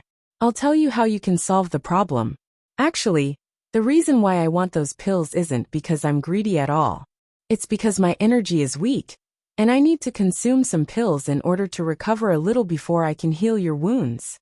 Don't try to play games with me. Zhang Xian glared coldly at the gourd as he pressed the tip of the axe against the gourd. Oh, of course not. Why would I? The Dongshu gourd quickly replied. Shooting the Dongshu gourd with one last vicious glare, Zhang Xian returned back to the ethereal hall and spent all of his remaining 100,000 ethereal coins on buying 5 blue sun pills before returning. After swallowing the 5 pills, the Dongshu gourd burped in satisfaction before instructing lazily. Prepare a pot of water and boil it together with me. Drink the water 2 hours later, and your wounds will recover. You want me to drink your bathwater? Zhang Xian was stunned. Was this a legitimate healing method? The Dongshu gourd said as it lay lazily on the ground. Hurry up. If you aren't going to do it, I'm going to head back into rest. Knowing that the darn Dongshu gourd would really do as it had said, Zhang Xian sighed deeply. He didn't really believe in the method which the Dongshu gourd had provided him, but he had no better alternatives at the moment either. Thus he decided to just give it a try. He swiftly instructed Dan Xiaotian, who was waiting outside, to bring a pot of water into the room. Soon enough, Dan Xiaotian came into the room and placed down a pot filled with water. He was slightly perplexed as to what his teacher was doing. First his teacher asked for a chopper and an axe, and now he wanted a pot of water. Was he intending to prepare a hot pot? With such thoughts in mind, the caring Dan Xiaotian immediately asked, Teacher, do you need lamb meat fishball, or that sort? I can get someone to prepare it right away. Zhang Xian. It took him quite a bit of effort to convince the overly welcoming Dan Xiaotian that he wasn't intending to having a hot pot. After he finally managed to send this 10th direct disciple of his out, he started a flame beneath the pot before tossing the Dongshu gourd inside. The Dongshu gourd didn't seem to be affected by the temperature at all. One moment, it would be swimming freestyle inside, and the next moment, it would dive underwater. It was as if it was having the time of its life. This ridiculous image made Zhang Xian clasp his forehead as he wondered if he was really sane to actually heed the Dongshu gourd's instructions. He was such an imposing figure on the master-teacher continent, but up here in the Azure, he felt like he was at the beck and call of the Dongshu gourd. and this made him feel extremely stifled within. To make things worse, he still hadn't figured out the true identity of this bizarre gourd. While the other cultivators were able to order their artifacts around, this fellow bolted right into his dantian as soon as they met, and it refused to come out no matter how he ordered it around. Furthermore, it had no hesitation in putting all sorts of stuff in its mouth. It felt like the Dongshu gourd would do him in as soon as he let his guard down, and the fact that he could do nothing about it made him feel deeply exasperated. He had no idea how he ended up getting stuck with this dastardly thing. 2 hours soon passed, and without requiring Zhang Xian to fish the Dongshu gourd out from the pot, it dashed right out of the pot and shook its body to get rid of the water on its surface before bolting back into Zhang Xian's dantian on its own accord. Heaving a deep sigh, Zhang Xian carried the pot up and took a sip. It immediately sent a refreshing sensation across his body, alleviating the aches caused by his injuries significantly. It really works. Zhang Xian's eyes lit up in excitement. He had already prepared an axe in case the Dongshu gourd had scammed him. But to his astonishment, it was really effective. The Dongshu gourd is an artifact related to space, so that might be the reason why it's able to heal the wounds caused by space-time turbulence. Zhang Xian deduced. It didn't take him long to finish the pot of water, and his injuries were beginning to heal at a visible pace. In less than an hour's time, the bandages around his body unwrapped themselves and fell to the ground. My injuries are finally healed, but I haven't regained my Jinqi yet, Zhang Xian thought. He was finally a sickly man no more, but his depleted energy hadn't been restored yet. Thus, he sat down on the ground once more and carefully felt the mercury-like spiritual energy around him. He opened up his acupoints and began taking it in slowly. Tzzz. As the energy gushed into his body, he felt some weight pulling down his meridians, but fortunately, he didn't experience the same ripping sensation he felt previously. Is my body starting to adapt to this energy, along with the recovery of my wounds? Zhang Xian's eyes lit up in excitement. He was driving the normal Heaven's Path divine art at the moment instead of the reverse version. The last time he did so at the Kungsa domain, he nearly ripped his meridians apart. However, the recovery from his wounds seemed to have enhanced the resilience of his meridians, allowing him to take in the mercury-like spiritual energy without any trouble now. Gugaga. As the spiritual energy entered his body, Zhang Xian swiftly circulated it around his body and converted it into Jinqi. At this rate, I should be able to make a full recovery within 3 days. Zhang Xian quickly calculated his rate of absorption before heaving a sigh of relief. As a celestial saint and the world's teacher, the capacity of his Jinqi had reached an alarming level. Even with the Heaven's Path divine art and the mercury-like spiritual energy in the air, it would still take him 3 days to regain all of it back. However, as long as he had some Jinqi, he would be able to exert the strength of a Dimension Shatterer Realm primary stage cultivator. In other words, there was no longer anything for him to fear in Xinjiang City. He continued cultivating for a while till he finally had 100 surges of Jinqi in his dantian, before finally calling Dan Xiaotian in. As soon as Dan Xiaotian walked in, he noticed that his teacher's bandages had fallen to the ground, and the feeling of frailty he previously sensed from the other party had vanished. His eyes lit in excitement as he asked, "Teacher, you have recovered?" That's right. I want you to execute a punching routine for me right now. I'll determine the location, FO the goo in your body, and eliminate it for you," Zhang Xian said with a smile. With a nod of his head, Dan Xiaotian swiftly executed a punching routine. After taking a swift look, Zhang Xian determined the resting location of the goo and placed his palm lightly on the spot. Hoo! A surge of Heaven's Path Jinqi immediately gushed into Dan Xiaotian's body through his acupoints. In just a moment's time, it had already arrived at the goo's hiding spot. Tzzz. As if the arrival of a natural disaster, the goo that was lazing around a moment ago immediately fled in fright upon sensing the overwhelming energy coming its way. However, before it could get far, another surge of Jinqi gushed in from its path of escape. It was surrounded. Under the onslaught of the 2 surges of Jinqi, the goo was reduced to a heap of pus. Hung long long. As soon as Zhang Xian forced the pus out of Dan Xiaoyan's body, the latter began inflating at a terrifying pace, as if someone was blowing him, and his body swelled up like a balloon. "Teacher, what's happening to me?" Feeling the tremendous energy that was about to tear him apart from within at any moment, Dan Xiaoyan's face paled in fright. "I told you before. The reason why your cultivation hadn't risen despite the hard work you have put in over the past 10 years isn't because you aren't hardworking. Rather, it's because the spiritual energy you were absorbing has been stolen by the goo inside of you. Surely you can imagine the amount of energy it has stolen from you over the past 10 years. Zhang Xian explained with a smile. "It's all returned back to you right now, so it's a given that you would feel bloated with energy. Don't hesitate and absorb all of this energy with this cultivation technique I'm going to impart to you," Zhang Xian said as he imparted a simplified version of the Heaven's Path divine art into Dan Xiaoyan's mind. There was no time for Dan Xiaotian to carefully look through the manual he had just received, but he believed that his teacher wouldn't harm him. Thus, he began driving his Jinqi according to the instructions on the manual. As soon as he began to absorb the energy in his body, he realized that something was amiss. Typically speaking, when one was assimilating spiritual energy into one's own Jinqi, one would have to refine and adapt it to one's physical condition. However, the energy which he had obtained from the goo didn't require such steps at all. It was as if the energy belonged to him in the very first place, allowing him to control and absorb it with ease. You were the one who cultivated this energy in the first place, so it goes without saying that you would be able to drive them easily. Hurry up, and you might be able to finish before nightfall," Zhang Xian explained with a smile. Yes, Dan Xiaotian closed his eyes and focused his efforts on absorbing the energy in his body. Hong long long. His meridians were swiftly opened up, allowing energy to flow through his body with ease. His cultivation, which had stopped at Saint 6 Dan, previously began growing at an unbelievable pace. Saint 7 Dan, Saint 8 Dan, Saint 9 Dan.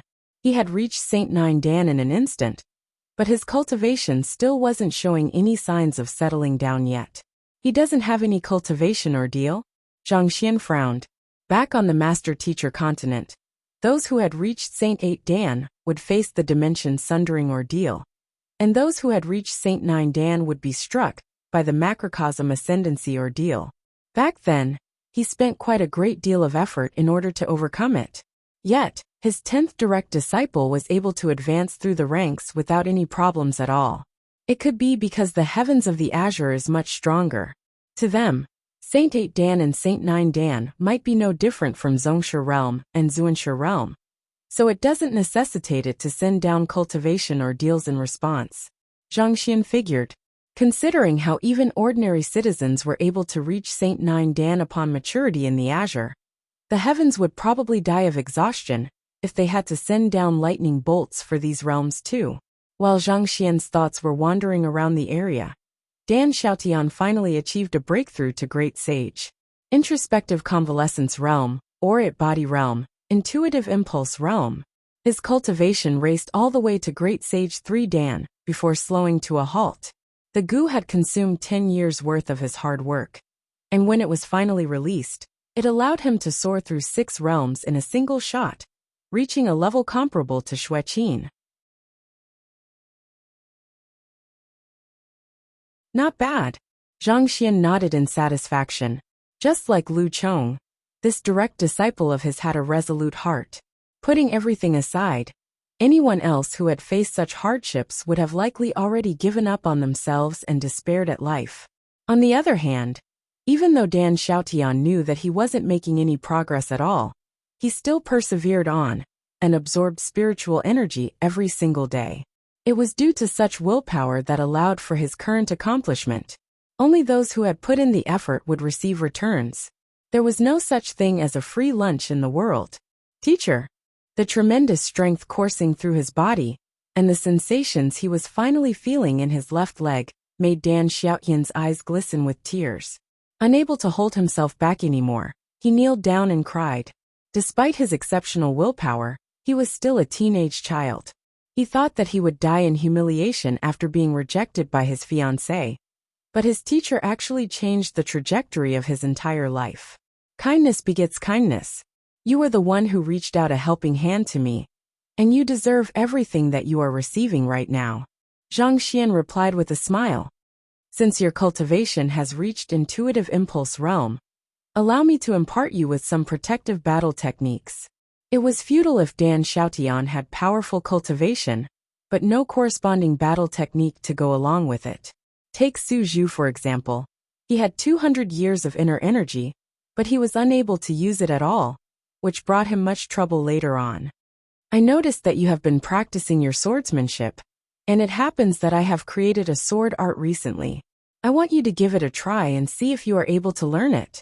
Ever since he was 10, Dan Xiaotian devoted his time equally to his cultivation and practicing his swordsmanship.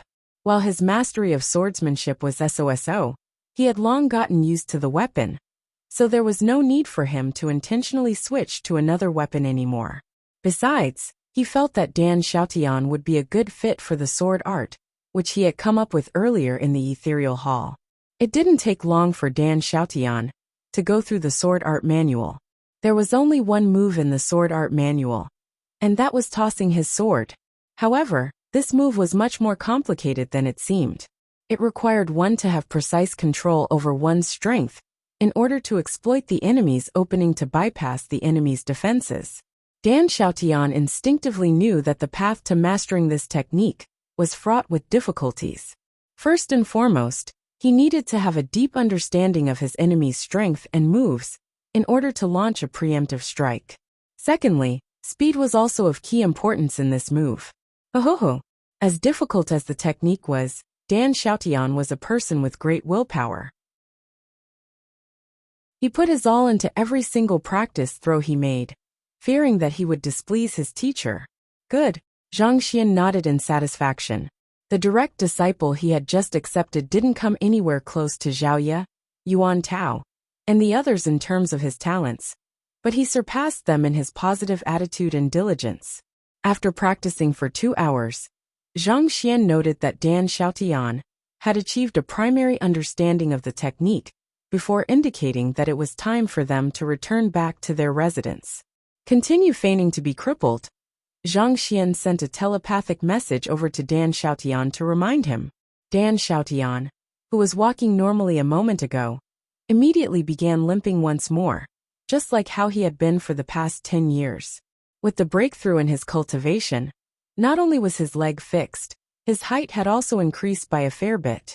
While he still wasn't as tall as Zhang Xian yet, he was already around the same height as his peers. Nevertheless, knowing the rationale behind his teacher's instructions, he intentionally slouched his body so as to appear shorter than he was. Those who weren't familiar with him wouldn't have noticed the difference in his condition from before. By now, the day had already darkened.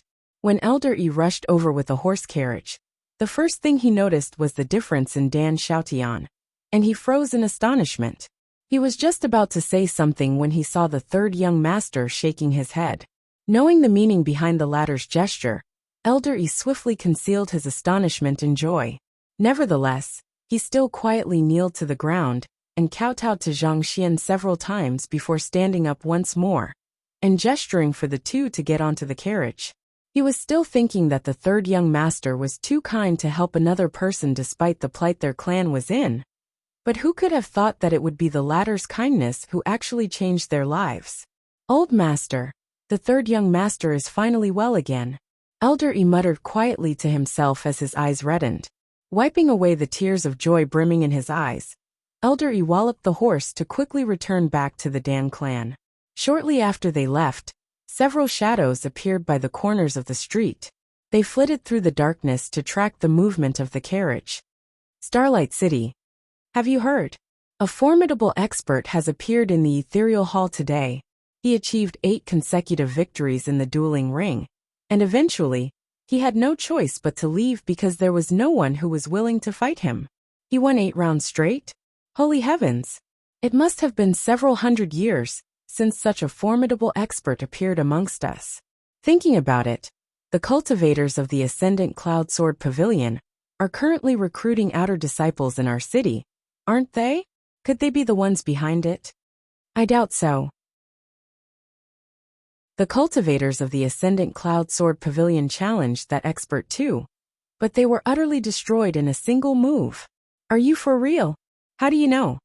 Of the 4 cultivators from the Ascendant Cloud Sword Pavilion, there's one called Yin Feiyang, right? There was a character named Soaring Clouds in the Ethereal Hall, and his appearance is identical to that of Yin Feiyang. Furthermore, the move that he executed clearly belongs to the Sword Pavilion.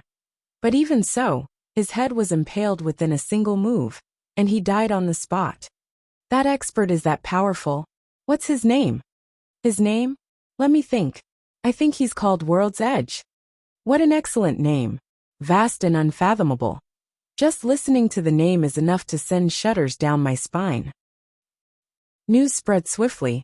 In less than 2 hours since Zhang Xian left the Ethereal Hall, nearly all of the experts of Starlight City had already heard of his feat there. In an instant, the Ethereal Hall was filled with huge crowds of sword practitioners. They waited before the dueling ring, hoping for the expert known as World's Edge to appear once more, so that they could witness his transcendental swordsmanship. Starlight City, City Lord Residence. This was where the esteemed guests from the Ascendant Cloud Sword Pavilion were assigned to stay at. In a vast courtyard, an old man was currently practicing his swordsmanship. His movements were extremely slow, seemingly devoid of strength. Yet every single time he moved his sword, it felt as if the fabrics of the world were being strained. The air currents in the courtyard were stirred up under his movements, and they circled together to form a massive tornado. There were plenty of flowers and grass growing in the courtyard. As the air currents brushed by, there was surprisingly no damage to them at all. Yet, the dew that was above them seemed to vanish from sight. To get rid of the water dew without hurting the flowers and grass, this was truly an unbelievable level of control over one's strength. The elder finally halted his swordsmanship and exhaled a mouthful of white smoke. The white smoke rose for over 30 meters before vanishing in the midst of the dark night. Come in, the elder called out as he washed his hands clean with the bucket of water by the side of the courtyard. He had already noticed some visitors standing at his doorway a long time ago, and he knew that they were the juniors whom he had brought out together with him. However, as he was in the midst of his swordsmanship practice, he kept them waiting for a while. Jia, Yin Feiyang, Huang Tao, Bamboo and Squareface walked in, and they hurriedly bowed down and greeted, paying respects to Elder Lu. The old man standing before them was no other than Elder Lu Yin, the man in charge of handling the Ascendant Cloud Sword Pavilion's recruitment. Elder Lu Yin walked up to the stone table in the courtyard and sat down. Speak, what's your reason for visiting me so late in the night? This group of young men behaved as if a bunch of canaries being released from their cages as soon as they left the Ascendant Cloud Sword Pavilion. They were more eager than ever to avoid him usually, fearing that he would limit their freedom. Yet on this very day, all of them were gathered together outside his courtyard. Something had to be up. Elder Lu, just earlier on, Yin Feiyang and Huang Tao went to the Starlight City's Ethereal Hall, and they fought with someone on the dueling ring. Squareface stepped forward and reported. Elder Lu's face immediately darkened in disapproval. I can understand your feelings. Have learned so many new techniques. It's inevitable that you would want to boast about it. However, as disciples of the Ascendant Cloud Sword Pavilion, you have to get your priorities straight. The reason why you are learning swordsmanship is to temper yourself and uncover the secrets of swordsmanship. Your diligence is the key for you to becoming an inner disciple and eventually bringing glory to the Ascendant Cloud Sword Pavilion. Today, you might be proud of being a disciple of the Ascendant Cloud Sword Pavilion, but tomorrow, the Ascendant Cloud Sword Pavilion could be proud of having a disciple like you. Let me tell you this straight. You are wasting your precious time on futile pursuits. If a professional gamer were to come to an ordinary internet cafe, it would be inevitable that he would like to show a hand or two to win some respect from the other gamers. But while such actions were thrilling, they didn't value at all. One learned absolutely nothing out of those experiences. Hearing those words, Yin Feiyang and Huang Tao's faces reddened in shame. I'll let you off the hook this time around, but this must never happen again, understood? Elder Lu Yin instructed with an authoritative wave of his hand. At this moment, his eyebrows suddenly shot up as he realized something. In the past, when I brought other disciples out, such matters did happen too. While I don't approve of such actions, it isn't at odds with the rules of our sect. Did the four of you get into some sort of trouble? Yin Feiyang fidgeted a little in embarrassment as he replied, Elder Lu, when I went onto the dueling ring in the ethereal hall earlier, I executed the boundless flowing water against my opponent. You executed the boundless flowing water? You would need such a move to defeat the cultivators of Starlight City? It appears that you have met an expert. Elder Lu Yin was slightly stunned for a moment, before he picked up a teapot and filled his teacup. I created this move unintentionally, while I was observing a flowing river back in my younger years. While its conceptualization is simple, it harnesses a fragment of the laws of nature, making it extremely difficult to cultivate. It's impressive that you are able to execute it. Of course, the opponent who is able to force you into making this move must be quite skilled too. Since you have executed this move, I trust that you have cornered your opponent and forced him to admit defeat? Elder Lu Yun said with a smile before sipping on his tea. He was extremely confident of the sword art he had created. The cultivators of Starlight City were bound to be scared into submission upon encountering this move of his. Seeing that Elder Lu Yin had gone on another one of his narcissistic streaks, Yin Feiyang's awkwardness intensified. With hesitation in his voice he said, When I executed the move the opponent, he impaled my head with a throw of his sword. Pooh! Elder Lu spat a mouthful of tea at the face of Square-Faced, causing his face to appear larger than ever. With widened eyes, Elder Lu Yin asked anxiously, What did you just say? At the very start of the duel, I executed the boundless flowing water, but that fellow tossed his sword toward me, and the sword passed through the defense of the boundless flowing water, and pierced my head, causing me to die on the spot. Yin Feiyang explained once more. This. How is this possible? Elder Lu Yun was on the verge of going crazy. Such a powerful defensive sword art was actually unraveled by the single toss of a sword. Was this for real? Does that person specialize in offense? Seeing that Yin Feiyang didn't seem to be lying, Elder Lu Yun questioned on. It seems so. His offensive prowess is quite formidable. Huang Tao replied with an affirmative nod. Till now, he was still a little traumatized at how easily he was killed. If he were to meet that person in real life. If that's the case, it might be because you have used the wrong move to counter him. While boundless flowing water is a defensive sword art, blindly attempting to defend against a determined assault is not a wise move. You would eventually reveal an opening for the enemy to exploit.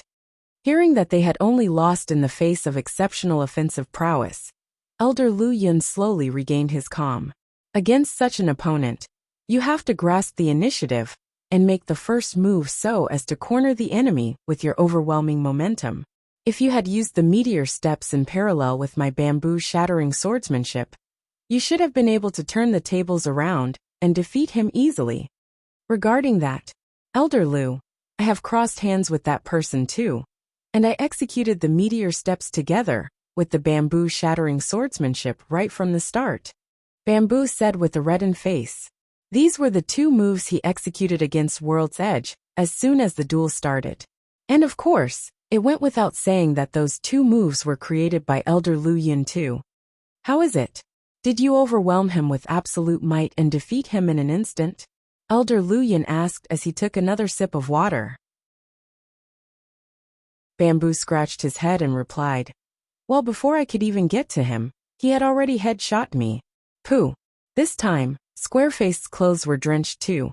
His resentful expression made his face look larger than ever. Regardless of whether you went on the offensive or defensive, you were still defeated by the other party in a single move? Elder Lu Yun dropped his teacup as he rose to his feet in astonishment. Su Zhu is a character in Jin Yong's Demigods and Semi-Devils. He was a monk from Shaolin Temple, but by sheer coincidence and luck, he deciphered a Go formation and inherited the strength of a legendary expert. However, as he had never really practiced martial arts before. He was unable to tap into his strength properly.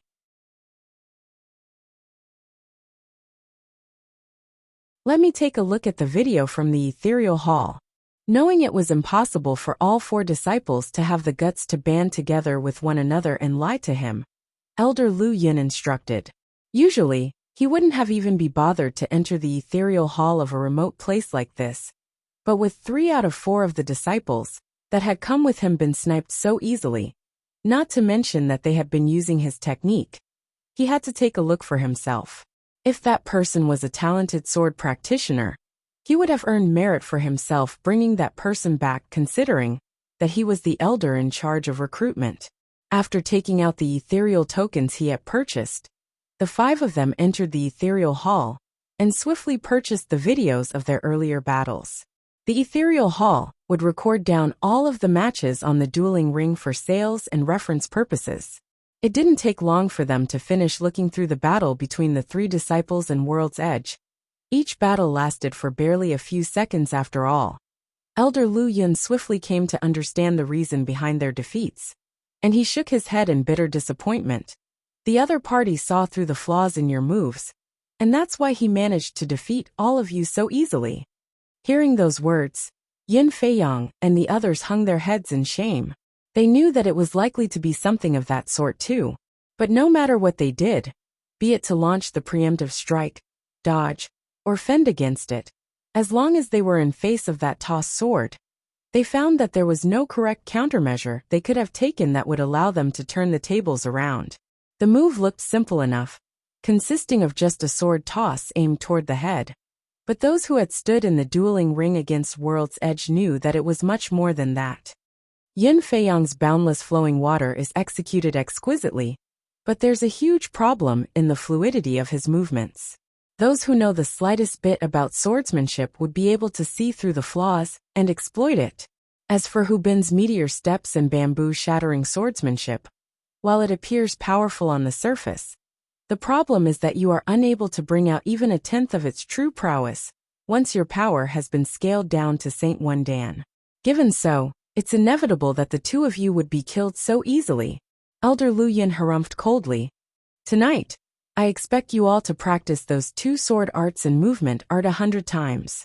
If you were to miss even a single time, don't bother coming to find me ever again. Yes, Elder Lu. The 4 of them nodded solemnly. Also, I want you to keep a close lookout at the ethereal hall. If World's Edge appears again, inform me right away. Placing his hands behind his back, Elder Lu Yin emanated an air of indomitability as he spoke. Does he think that he'll get away so easily after harming the disciples of our Ascendant Cloud Sword Pavilion? How can there be such a convenient thing in the world? Even if he's a good bud, I'll first grind his arrogance down and let him know that the swordsmanship of the Ascendant Cloud Sword Pavilion is far more profound and advanced than what he can ever imagine. Yes, Elder Lu. Hearing those words, Yin Feiyang and the others heaved a sigh of relief. Without a doubt, Elder Lu had chosen to make a move personally against that person. While Elder Lu Yin might only be one of the minor elders in charge of recruitment and overseeing the training of the outer disciples, his comprehension of swordsmanship was not to be underestimated. Putting aside everything else, even the 4 of them combined wouldn't be a match for Elder Lu Yin when their cultivations had been suppressed to the same level. With him making a move, World's Edge was bound for a trip of misfortune. And as reality would have it, it wasn't Elder Lu Yin and the others who were waiting in anticipation for World's Edge's appearance. The entire Starlight City and the experts from the 3rd-tier cities beneath it had all heard of the news, and they were excited to see what would happen when that legendary man appeared once more. He defeated Junior Yin Feiyang in a single move? Interesting. In the city lord residence of Xinjiang City, sitting in front of a Narawood desk, a gray-robed young man had just heard of the news too, and a gleam flickered in his eyes. This was the same gray-robed young man whom Zhang Xian had met previously at Hongyan Market. He was the first senior of the Ascendant Cloud Sword Pavilion's outer disciples, Hua Jiangha. Help me keep a close eye at the ethereal hall. As soon as World's Edge appears, no matter what I am doing, inform me right away. A countryside bumpkin actually thinks that a simple toss of a sword can also be considered as swordsmanship? Humph. Let me give him a lesson of what true swordsmanship is. Hua Jianghe stood up as sword intent flared from his presence. Wang. A sudden burst of sword chi shot out from him and sliced the thick table before him into two. Get me a new table, Hua Jianghe commanded imposingly before walking loftily out of the room. You wench. Softer. Pa. A resounding slap echoed in the air as Shueqin glared at the maid whom she had just struck with fury in her eyes. She instructed this wench to apply medicine for her, but the latter actually dared to inflict pain on her. Unforgivable. Second young mistress, please have mercy on me. The maid quickly kneeled on the ground and cried out desperately. Scram. Shueqin kicked the maid in the chest before ordering the guards to throw her out of the room, after which, she turned around and looked into the mirror, only to see her beautiful face was hopelessly swollen. Her body trembled with rage as deep resentment flowed out of her. Glaring at her reflection furiously, she spat with clenched jaws. Dan. Xiao. Tian. It was because she was engaged to a trash that she had been mocked by her peers ever since she was at a younger age. It wasn't easy for her to win Senior Hua Jianghe's appreciation and become a menial disciple of the Ascendant Cloud Sword Pavilion. But everything was ruined just because of that blasted Dan Xiaoyan's interference. Was that bastard really that unwilling to see her getting along well? If not for the marriage agreement, he would have already been dead by now. He should learn to be grateful. Yet, instead of repaying her grace, he colluded with that mummy and had Senior Hua slap her in public. Her honor was completely shattered today. There was no way she could forgive him for this. Dan Xiaotian must die. That bandaged mummy must die too. And that servant Dan Yi must die as well. Shueqin cursed viciously. At this moment, Shueqin walked in with a confident smile on his lips. Rest assured, second young mistress, I have everything in my grasp. I promise you that they won't live to see sunrise. That would be for the best. Shueqin replied. She looked into the mirror once more and asked, Teacher, do you think that this will leave a scar on my face? Will Senior Hua lose interest in me and despise me if I were to become ugly? Second young mistress, there's no need to worry. Senior Hua has just sent someone to deliver this healing cream over. Your swelling will swiftly subside after applying it on your face. Shueqin replied as he passed a jade bottle over. It's from Senior Hua? Shueqin's eyes lit up in agitation. It seems like he still has feelings for me. From her tone, it was obvious that she was more concerned about her looks and whether she would be despised by Senior Hua than Dan Xiaotian's life. Da-da-da. The carriage raced through the streets. After stepping out of Hongyan Market, Elder Yi could feel an inexplicable pressure in his chest. It felt like an omen that danger was right upon them. It was precisely due to such a feeling that he didn't dare to rest at all. He forced the horse to gallop toward the Dan clan residence as quickly as it could, hoping to find security there. So. At this moment, a series of piercing hum echoed in the air, as countless arrows rained from both sides of the street.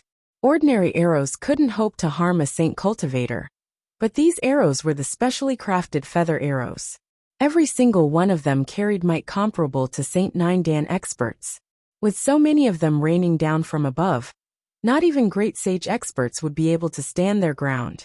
Teacher, Dan Xiaotian knew that this was a clear indication that the enemies had begun making their move. With clenched fists, he looked at the young man beside him for guidance. Don't get distracted. What you have to do now is to comprehend the swordsmanship, which I have imparted to you. Zhang Xian instructed calmly. Yes, teacher. Knowing that his teacher had a solution in mind, Dan Xiaotian closed his eyes and concentrated on the teachings his teacher had imparted to him. Just like that, his comprehension of the sword improved at a tremendous rate. How dare you harm the third young master? I'll pit my life against you.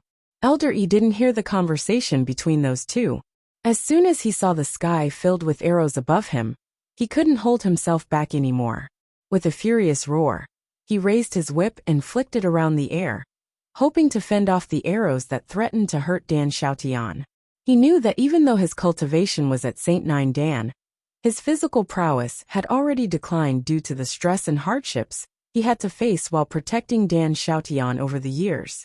Furthermore, he had also sustained significant injuries during the tragedy back then. It would already be a remarkable feat if he could exert strength comparable to a Saint 8 Dan in his current state. Against the sky filled with arrows above him, it was likely that he wouldn't even last a couple of seconds. But so what? Perhaps, as long as he could buy that much time, the third young master might be able to get away alive. Whoa! As if possessed, Elder Yi stood up and flung the whip around, but the sheer weight behind the arrows swiftly knocked the whip out of his hands. Desperate, he leaped up to the top of the carriage, hoping to use his body to knock away as many arrows as he could. But it was at this moment that the queerness began. The arrows that were darting right toward the carriage somehow magically brushed by the carriage. Despite their close proximity, none of them struck the carriage or the horse galloping in front. Are they really assassins? Elder Yi blinked his eyes in confusion. He thought that they were doomed, but who could have thought that none of the arrows from the assassins would strike the target at all? It was as if they were intentionally trying to miss the carriage? How could there be such amateurish assassins in the world? Elder Yi wasn't the only one who was stunned. Even the head of the assassins was starting to doubt if what he was seeing was real. What the hell are you lot doing? Aim properly. The head of the assassins hollered. Roger that, boss. The assassins swiftly loaded their bows once more and shot out another rain of arrows. Whoa! But the same mystical sight happened yet again. As if they were blinded, the arrows curved ever so slightly and circumvented the carriage. Puha! Puha! Puha! This time, the assassins weren't as lucky as before. The arrows coming from both sides ended up striking the assassins on the opposite end of the street. With arrows impaled in their heads, they looked no different from porcupines. I don't believe that we can't hit the carriage. Continue shooting. The head of the assassins ordered. And again, another bunch of assassins collapsed to the ground from being struck by too many arrows. The hell? Continue. Boss, we mustn't. At this rate, all of us will be killed before we can even strike that carriage. A subordinate cried out desperately. Snapping out of his berserk state, the boss of the assassins finally took a look around him and realized that almost all of his subordinates had been killed. Every single one of them had an arrow precisely lodged into their heads. The various groups they had spread out in the area had also gone utterly quiet. It seemed like they had been thinned out by the earlier shootings too. I have ordered you all to strike the carriage and destroy Dan Xiaotian. Why the heck are you all shooting our own people? Trembling with rage, the boss nearly went frenzied with anger. Unable to take it any longer, he snatched a bow from his subordinate and aimed directly at Elder Yi's heart before releasing the arrow. As a great sage 2 Dan cultivator, the arrow that he shot out carried destructive might. It whizzed across the air as if a shooting star. Noticing the swiftly approaching arrow, Elder Yi narrowed his eyes as his body stiffened in fear. But once again, the arrow simply brushed him by. Ah! There was a cry of agony, and another one of whatever survivors there were left on the other side died. What the heck is going on here? The boss of the assassins loaded his bow once more, but this time, instead of aiming at Elder Yi, he shot toward the sky. Ah! 2 breaths later, another cry of agony sounded as a survivor fell victim to his arrow. The boss of the assassin clutched his hair in a frenzy. He turned to his back and shot 2 arrows, and, there were 2 cries of agony, marking the end of another 2 assassins. What the hell is this sorcery?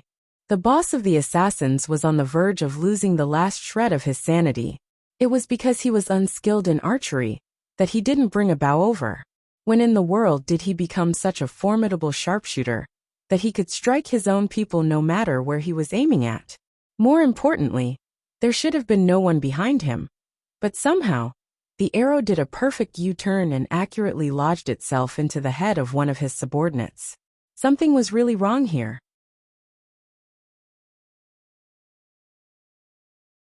Stop shooting. Charge at them instead. The boss of the assassins finally threw his bow to the ground and ordered. If they were to continue shooting, all of them would definitely lose their lives. Since that was the case, they would be better off charging over to kill them. Voila! Upon hearing the order, the remaining survivors amongst the band of assassins whipped out their weapons and leaped out from their hiding spots. Looking at the few figures who jumped out, the boss of the assassins felt as if someone had plunged a dagger into his heart. In order to ambush Dan Xiaotian, he had mobilized over 30 men, and he thought that it would be a walk in the park to assassinate a cripple like Dan Xiaotian. Who could have thought the rain of arrows would end up thinning out his men instead? Right now he only had 8 subordinates left, and 2 of them had arrows sticking out of their heads. They were wobbling weakly from side to side with each step they took, and blood was trickling profusely from their heads down to the ground. What a bitter sight this was. The hell! If he knew that Dan Xiaotian was such a difficult opponent to deal with, he would have never accepted this deal. They were bandits living outside the city, and earlier this afternoon, someone visited them with a huge sack of ethereal coins, requesting them to eliminate Dan Xiaotian. They thought that it would be a minor issue, but it turned out to be the worst mistake he had ever made in his life. After the huge death toll on their end, he couldn't allow himself to retreat anymore. By hook or by crook, he was determined to complete this mission. Chop those scoundrels in the carriage into minced meat, the boss of the assassins hollered angrily. Hula! The remaining 8 assassins immediately dashed right for the carriage.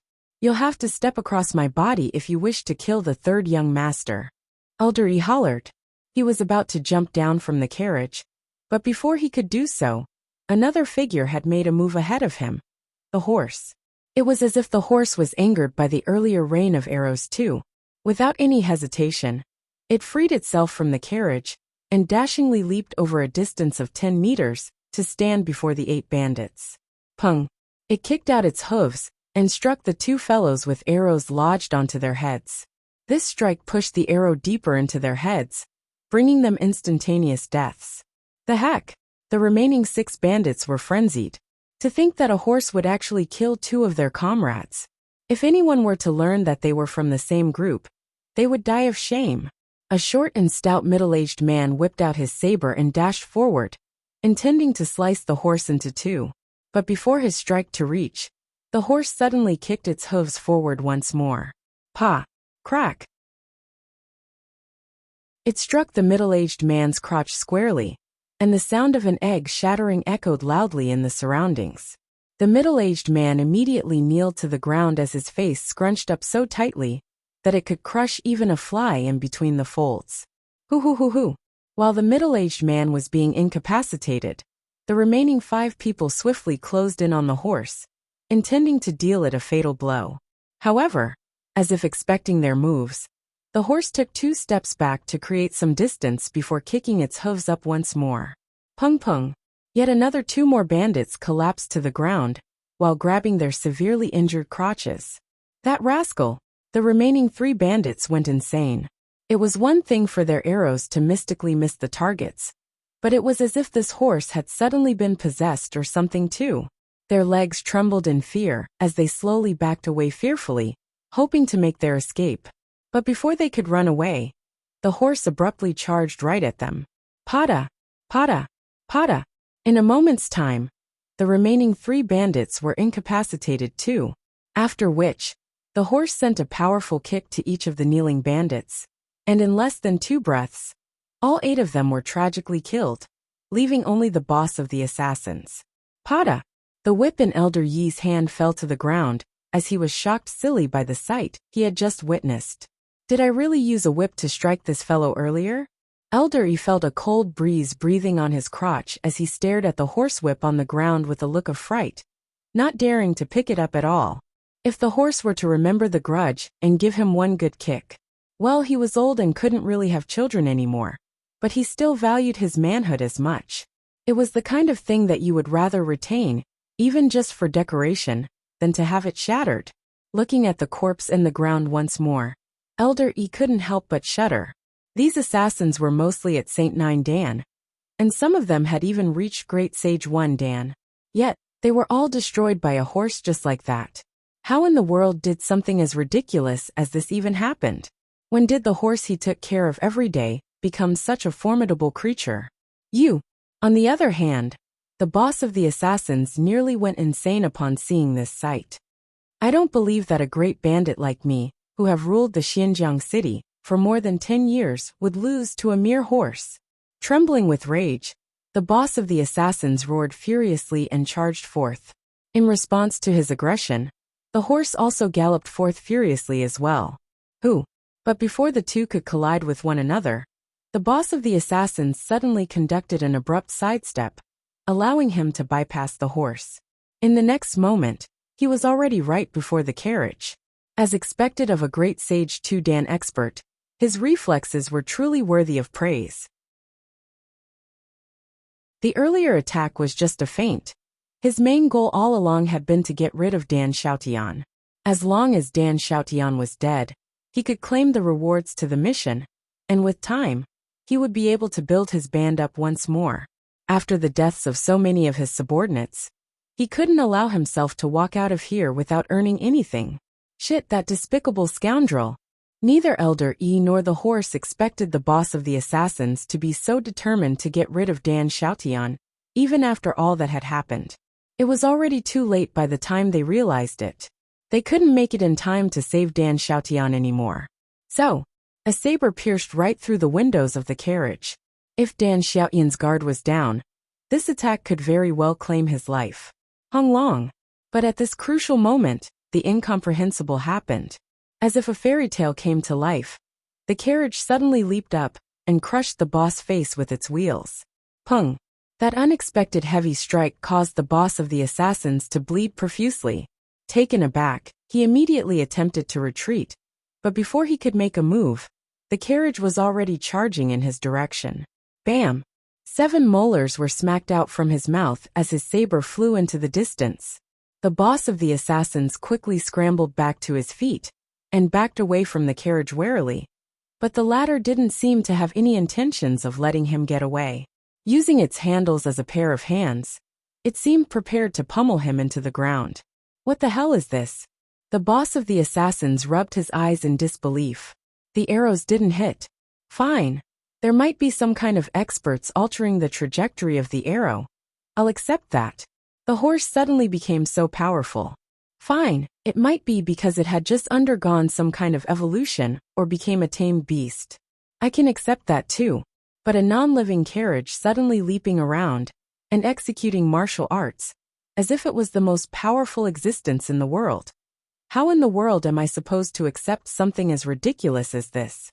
Is there some kind of ghosts or supernatural forces behind this? I need to get away. Fearing that he would encounter more unbelievable sights remaining here, he quickly took out a jade token and crushed it. Pung! A brilliant glow of light burst forth, raising dirt from the ground. Swiftly, an energy barrier formed around him. As a bandit, the most important skill he needed to have was not plunder or murder. It was self-preservation. Before engaging in any operations, he needed to identify all plausible escape routes and prepare protective measures beforehand in case anything went awry. It was in view of this that he spent a hefty price to purchase this jade token. It had the ability to fend off even the attack of an ancient sage cultivator, allowing him to survive any danger. So, as soon as the energy barrier was formed, the boss of assassins immediately leaped toward one of the towering walls by the side to make his escape. While he was on his escape, he didn't even dare to turn around to see if anyone was on his tail. He was afraid that he would see something that would scar him for life, if he were to just so look back.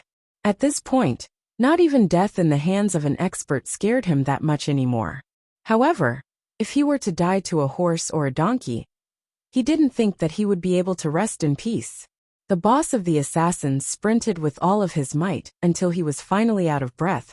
Perhaps it was the jade token working its charms, or that the enemy didn't bother chasing him at all. When he finally turned around, there was no one behind him. Patting his chest rapidly, he heaved a sigh of relief. Damn it, I have really been done me in this time around. When he first accepted the mission, the other party told him that it was a minor issue, and that he would be able to get rid of the target easily. Of course, someone as wary as him wouldn't just listen to a one-sided view of the story. So he specially investigated Dan Xiaotian and confirmed that there wouldn't be any problems before taking on the task.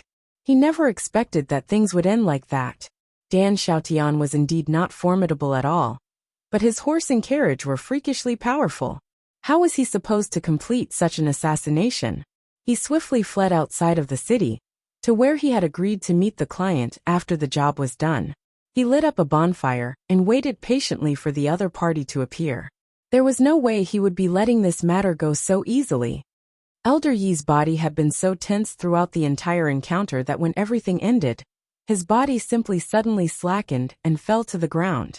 He felt like he had experienced a lifetime of shock in just a single night. He was almost convinced that the assassination from that bunch of assassins would spell their end. But as if some sort of sorcerer was on their side, their horse and carriage suddenly came to life. It was as if a fairy tale. Without having to make a move, the problem just somehow resolved itself. Was there anything as exaggerated as that in the world?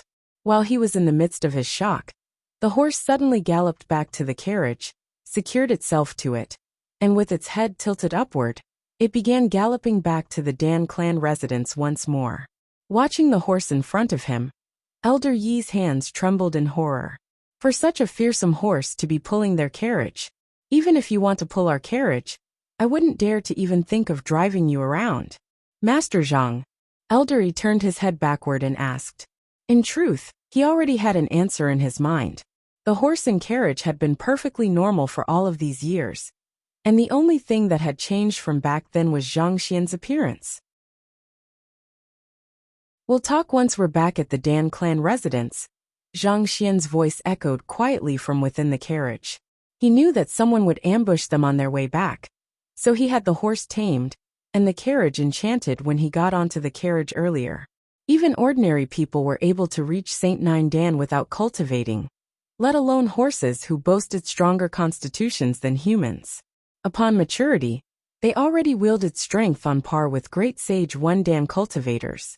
However, their intelligence was slightly lacking, and no one had been able to communicate with them thus far, which made it nigh impossible to tap into their strength in battle. But as long as one could tame the horse and establish mental communication with it, one would be able to get it to do whatever one wanted to. Putting aside killing those assassins, were it not for the boss running fast enough, it would have been able to destroy him as well. Yes. Suppressing his excitement, Elder Yi turned his head around and watched the carriage racing through the streets to return back to the Dan clan residence. The bonfire blazed for quite a while before two figures suddenly approached. One of them was a middle-aged man. The boss of the assassin recognized him to be the one who had entrusted him with the mission to assassinate Dan Xiaotian back then. As for the other figure, while her face was masked, it was obvious to see that she was a young lady based on her physique, and a very beautiful one at that. How is it? Have you accomplished the mission? The middle-aged man got straight to the point. This middle-aged man was no other than the head instructor of the City Lord Manor, Xuechun. And the young lady beside him was, of course, Xueqin.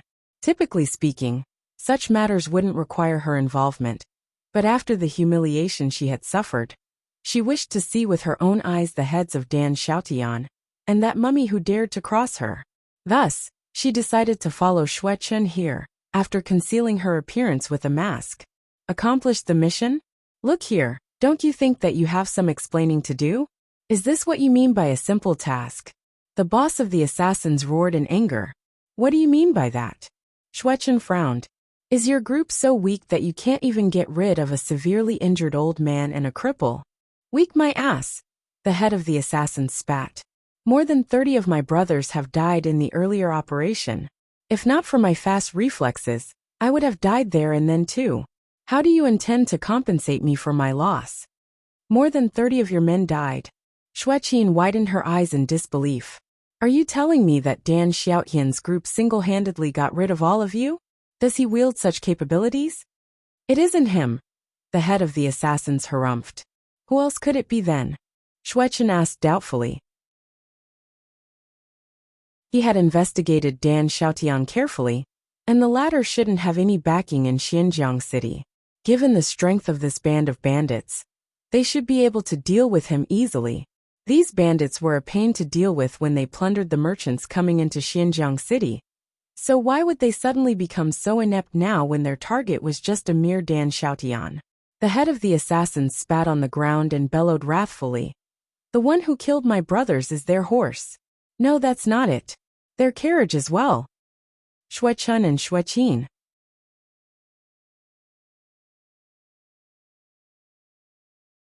Xuechun was confident in his plan.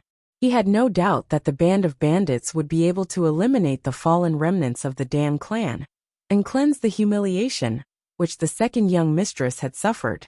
But what happened instead was the death of the bandits, and even its head seemed to have lost his mind. The ones that killed you were the horse and the carriage? How impressive. Why don't you add cannon and elephant into the list too? Do you think that we are playing Chinese chess over here?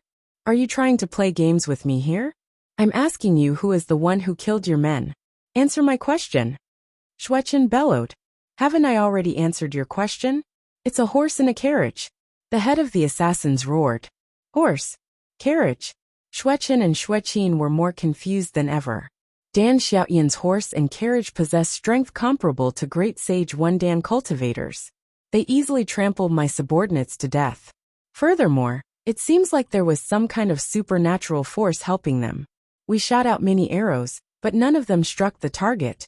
As ridiculous as the story sounded, the boss of the assassins still recounted everything that had happened earlier. A horse and a carriage that knows martial arts?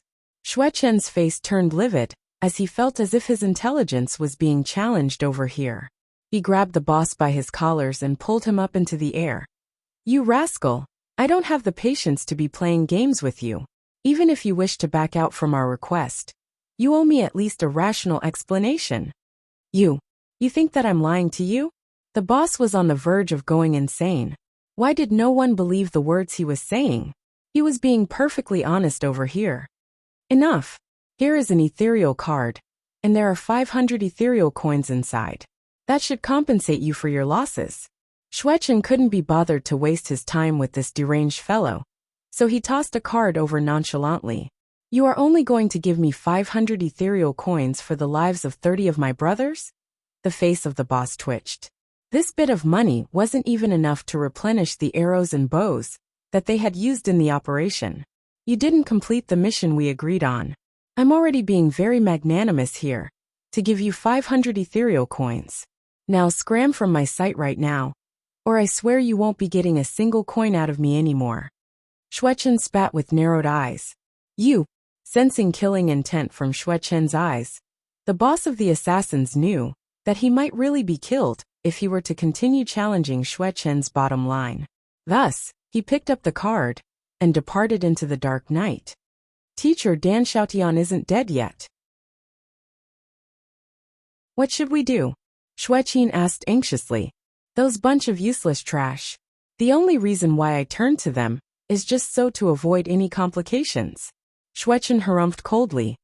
Let's return back to the City Lord Manor first. Don't worry, I have an idea in mind. That fellow will never become a stumbling stone in your path. If all goes well, you might even be able to build up your reputation in the city. The more the boss of the assassins thought about the matter, the more furious he felt. If not for his greed, he wouldn't have suffered such a heavy loss, such that only he was left of his entire group.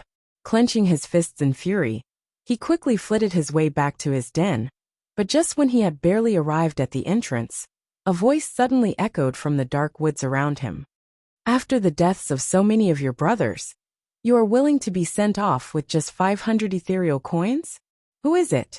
The boss of the assassins immediately drew his saber and scanned his surroundings. However, no matter how he searched, there was no one in sight. Who are you? Come out. Don't think that you can scare me just like that. Such ploys wouldn't work on me, Chao Qingli. Don't bother searching. I'm on the tree branch right in front of you. The voice continued. Chao Qingli quickly raised his head, and through the dim illumination of the moonlight, he could vaguely see a book shaking its body, as if it had been possessed by a demon. The voice had come from the book. Why you? You are talking to me? Chao Qingli's teeth clattered against one another. How could he possibly not be frightened? On this single night, he saw arrows bending mysteriously away from their targets, a horse who could kill, and a carriage executing martial arts. He was thinking of having a good sleep and forget all of the nightmares he had just been through. But a talking book actually appeared before him at this moment. Indeed, the book replied calmly, "Who are you? Who sent you here? Don't think that you'll get away with following me. I'll be taking your life right here and right now." Chao Chingli roared with gusto, but he tossed his saber away and ran the opposite direction away. He couldn't care that much anymore. What was important right now was for him to get away. Pung! But before he could get far, he suddenly stumbled on something and fell flatly to the ground. While he was scrambling to his feet, he saw that the book that was on the tree a moment ago was already right in front of him, and his body froze in despair. "If you wish to die a premature death, be my guest. Run away then. I'll make sure to send you off with my utmost sincerity." As the book spoke, a heavy pressure suddenly burst forth from the book, leaving Chao Chingli feeling as if he was plunged into freezing water. His body trembled as he quickly replied through quivering lips, "And no, oh of course not." He instinctively realized that the book before him wielded powers comparable to the strongest ancient sages. It was at Dimension Shatterer realm. This realization made him resigned to his plight. He knew that no matter what means he utilized today, there was no way he would be able to get away from the book. "Good boy," the book complimented. "Those people you have just met, they hid crucial intelligence from you and caused you to suffer heavy losses. Do you not desire vengeance?" "Oh, of course I do. If I could, I would have ripped them into shreds." Chao Chingli's face warped in anger. "At the very least, you should know their identities if you desire vengeance. Do you know who they are?" the book asked. Chao Chingli was stunned. When he received this request, the client had demanded his identity to be kept anonymous, and he was fine with it as long as the money reached his hands. Thus, he didn't probe deeper into the identity of his client. "They shouldn't have gotten too far away yet. Follow them," the book instructed.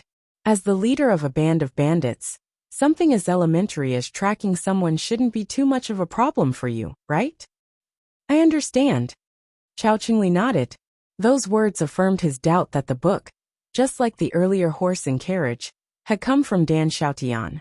Most likely, the reason why Dan Xiaotian hadn't claimed his life yet was because the other party thought that there was still some value to be squeezed out of him. "Move on then," the book ordered. Gritting his teeth, Chao Chingli quickly returned to where the bonfire was. Even though his cultivation was way beneath Xue Chun and the others, as someone who thrived off plundering, he was skilled at concealment and tracking. It didn't take him too long before he was standing before a majestic manor. "This is the City Lord Manor?" "It's the City Lord Manor who commissioned the assassination request?" Chao Chingli widened his eyes in disbelief. The lord of Xinjiang City, Shui Yan, was well respected in the region. He was known to be impartial and righteous. How could the other party possibly engage in something as vile as commissioning an assassination? Alarmed, Chao Chingli quickly moved to the edge of the wall and leaped in stealthily. He got into a courtyard and saw a large group of people assembled together. The two figures he had met a moment earlier were standing in front of the group. Controlling his breathing carefully, Chao Chingli made sure to erase every trace of his presence. The one standing at the forefront of the group was a soldier dressed in magnificent armor. Judging from their appearance, it was clear that they were the elites of the City Lord Manor. Swap into the clothes of these men and get rid of Dan Xiaotian. "I don't wish to see that man breathing by dawn, understood?" The deep voice of the middle-aged man resounded across the courtyard as he gestured to a bundle of black clothes placed by the side. "Yes, sir." The soldiers swiftly took off their armor and donned those black clothes. Taking a closer look, Chao Chingli nearly fainted on the spot. Those were the attire of his bandit band. The elites of the City Lord Manor were actually going to pass off as them to kill Dan Xiaotian. He would never dare believe this if he hadn't witnessed it with his own eyes. Just what kind of grudge does the City Lord Manor has with Dan Xiaotian to go this far?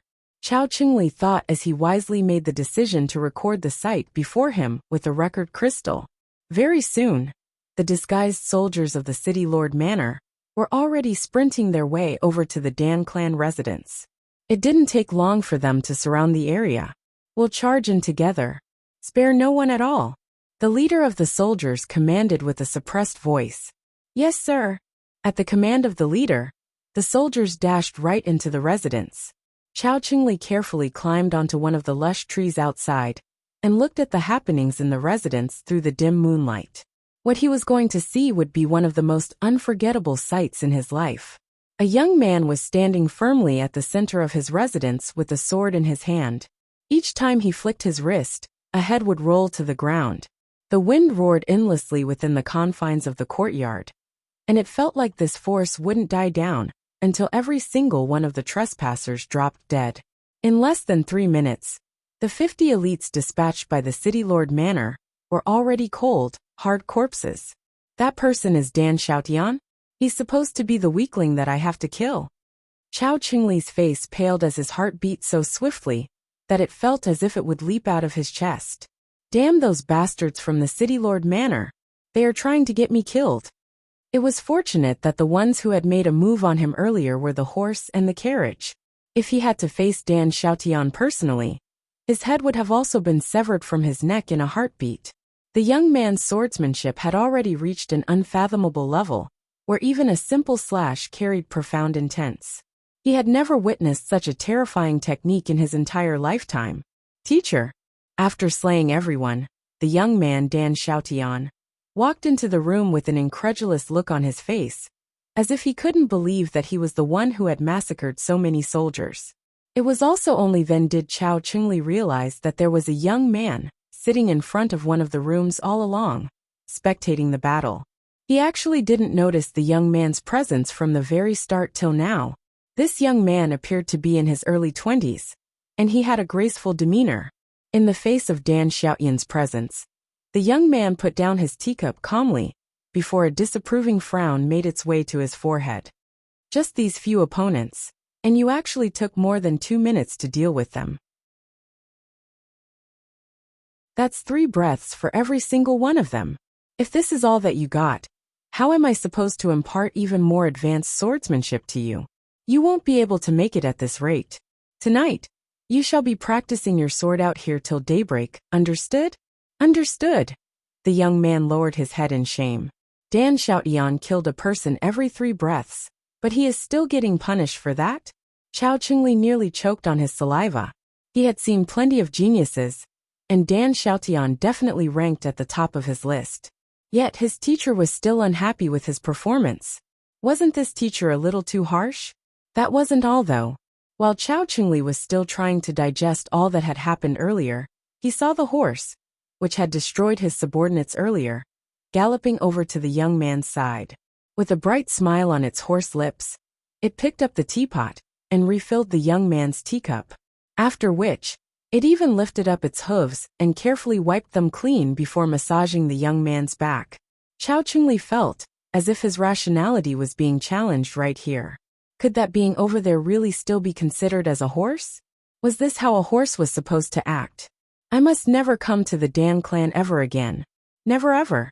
Chao Qingli made this spontaneous decision in his mind as he turned around to leave the area. But at this moment a voice sounded in his ears. You know what you have to do. This voice was gentle and soothing, but it left goosebumps rising all over his body.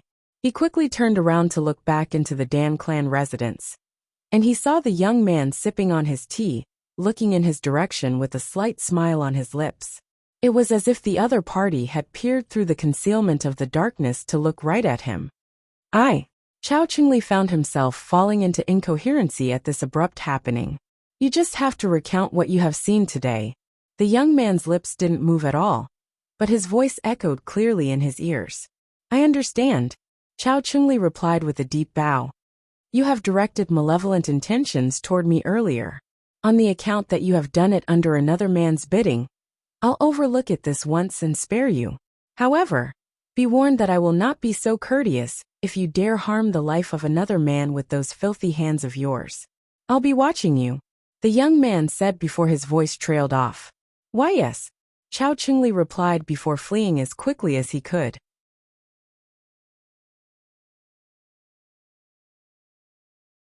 Watching Chao Qingli's frantically escaping silhouette, Zhang Xian smiled quietly for a moment before rising to his feet and flinging his sleeves. Hula! All of the corpses lying around the residence burst into flames. In just a moment's time, they were all reduced to ashes. With another fling of Zhang Xian's hands, all of the ashes flowed into the underground drainage and vanished from sight. All traces of the battle that had gone on earlier vanished entirely, as if nothing had happened at all. Zhang Xian walked into the room and sat down to meditate, so as to replenish the Jinqi in his body. He had to say that the medicinal water from boiling the Dongshu gourd was really effective. Not only had he recovered from his injuries, his body had also managed to adapt to the space and spiritual energy in the azure, allowing him to move and absorb spiritual energy more easily. He cultivated for roughly 2 hours before finally coming to a halt. He pondered quietly for a short moment before directing his consciousness toward his dantian and asking, "Gourd, what the hell are you?" This question had bugged him for quite a while now. He was well aware of how severe his injuries were, but just drinking the medicinal water from the Dongshu gourd allowed him to make a swift recovery. Most likely, the Dongshu gourd was a being more fearsome than he had ever imagined. Thinking back, it was worth wondering why ancient sage Qiu Wu would set up a spatial formation just to nourish a Dongshu gourd for tens and thousands of years. Most likely, there was more than meets the eye. There is a lot more stuff that I can eat here. As long as you can give me enough food, you'll know in due time. The Dongshu gourd readjusted its position to find a comfortable spot before lying down leisurely. Zhang Xian tried asking a few more questions, but the latter simply ignored him. Sighing deeply, he took out his ethereal token and immersed his consciousness in it once more. Why aren't they back yet? In the City Lord Manor, Xuechen was pacing around with a tight frown on his forehead. Under normal circumstances, the elites he had dispatched should have already killed that trash and returned by now. 2 hours had passed since then, so why were there no one to be seen? You head over to take a look. Xuechen turned to a nearby guard and ordered. The guard swiftly put on a set of dark clothes and flitted away. Soon, he returned with a bizarre look on his face. Sir, nothing seems to have happened to the Dan clan at all. Dan Xiaotian and Dan Yi are completely unharmed. Xuechen was bewildered by the report. How can that be? Are my commands not clear? He had instructed the guards to eliminate those 3 at the Dan clan residence in the swiftest time possible. But nothing had happened even after 2 hours had passed. What was going on here? Investigate the matter. Find out where did the earlier team go to. Xuechen bellowed furiously. The guard hurriedly rushed out, and an hour later, he returned and reported. Based on the footsteps, all of them have entered the Dan clan. However, there are no traces that they have left the premises. My guess is that they might have been killed, and their corpses have been disposed of too. They have been killed by those 3. Xuechen was stunned. Those 50 elites he had dispatched were all Great Sage 1 Dan cultivators, and the leader was even at Great Sage 2 Dan. Their combined strength would make them a match even for a Great Sage 4 Dan cultivator. Yet they were defeated silently like that, such that none of them even got to send a message back. Given that the opponent was just the crippled Dan Xiaotian, weakling Dan Yi, and a severely wounded young man, this shouldn't have happened. Or, could it be that the bandit was right? Xuechen suddenly remembered Chao Chengli's words. The latter mentioned that Dan Xiaotian had a formidable horse and a carriage that could use martial arts. Could by any chance those 2 actually existed? Sir, what do we do now? Shall we continue dispatching people over? The guard asked. There's no need for that. If the guards were really killed by them, their guard must be up by now. For the time being, we need to gather more information and reassess Dan Xiaotian's strength before making a move. Xuechen shook his head and said, Besides, the sun is about to be up soon. If we make a commotion now, we would risk sullying the City Lord Residence's reputation. But, are we going to let that bastard off after so many of our brothers have been killed? The guard asked anxiously. The City Lord Manor might be rich, but grooming 50 guards like that took up a great deal of effort and resources too. For all of them to be killed just like that, this was really a little hard to swallow. With a livid look on Xuechen's face, he said, I want you to take a trip to Hongyan Market and check plausible ambush points along the way. Try to find the corpses of the bandits or signs of battle. Yes, sir, the guard replied before leaving the room. A while later, he returned and reported, Sir, in the frontmost alley near Hongyan Market, we found some corpses, bows and arrows. They belong to the deceased bandits. Good. Get your men to get rid of the corpses of those bandits. After which, I want you to smear some armor with blood and secretly bury them in places near the Dan clan residence. Xuechen harumphed as a cold smile crept onto his lips. Sir, you want me to bury our weapon and armor around the Dan clan residence? Seeing that the guard was confused by the order, a glint flickered across Xuechen's eyes as he explained. Dan Xiaotian has always been a weakling, and there's no one in town who doesn't know that. If it were to be found that many guards of the City Lord Manor has disappeared overnight, and the weapons and armor of both bandits and guards alike were found near the perimeter of the Dan clan residence, what do you think people will say? What people will say? They will probably say that Dan Xiaoshan has colluded with bandits to kill the guards of the City Lord Manor. As the guard spoke, his eyes slowly lit up in excitement. If they were to do so, even without making a move on Dan Xiaotian straight, they would be able to corner him and force him to submit to them. If things go well, not only would they be able to sully Dan Xiaotian's reputation, they might even be able to push for his execution. Due to the evil committed by the bandits over the past decade, they were a bunch deeply abhorred by the ordinary civilians. If people were to learn that Dan Xiaotian had colluded with the bandits, he would surely be condemned for it. And that would give the City Lord Manor a legitimate excuse to reject the marriage agreement. After all, how could the noble City Lord allow his own daughter to marry a person with questionable morals? That's right. I want you to spread the news tomorrow morning, saying that 50 of our guards have found traces of the bandits and had set forth to take them down. However, they went missing in the midst of the operation, so we are going to launch a citywide search for their whereabouts. Make sure to hype the matter up as much as possible. It would be best if the entire city learns of the matter. Xuechen instructed with a smile. When the news has finally ripened enough, we'll head to the Dan clan and search their premises under the pretext of investigating the whereabouts of the missing guards. There, we'll find the weapons of the bandits and the bloodied armor of our guards. There's no way Dan Xiaotian will be able to free himself from this. Yes, sir. Hearing how Xuechen was able to make such an ingenious move despite the disadvantageous situation they were in, the guard bowed deeply out of admiration.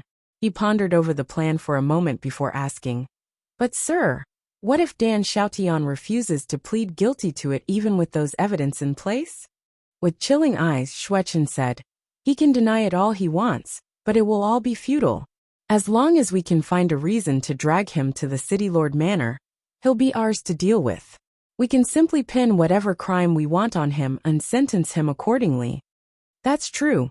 The guard nodded. I'll go make the arrangements right now. Second young mistress, you were looking for me? While Xuechen was arranging for Dan Xiaotian's downfall, Xueqin had returned to her bedroom, but she was unable to fall asleep. Eventually, she called for one of the youths serving by Huojianghe's side to come into her room. This young man was from the Ascendant Cloud Sword Pavilion as well, and just like her, he was a menial disciple. He was in charge of attending of Huojianghe's needs, so that the latter can focus his attention on cultivating. This money is a token of my goodwill. Please accept it. Xuechen said politely. With a wave of her hand, a maid quickly passed a sachet of gold coins over.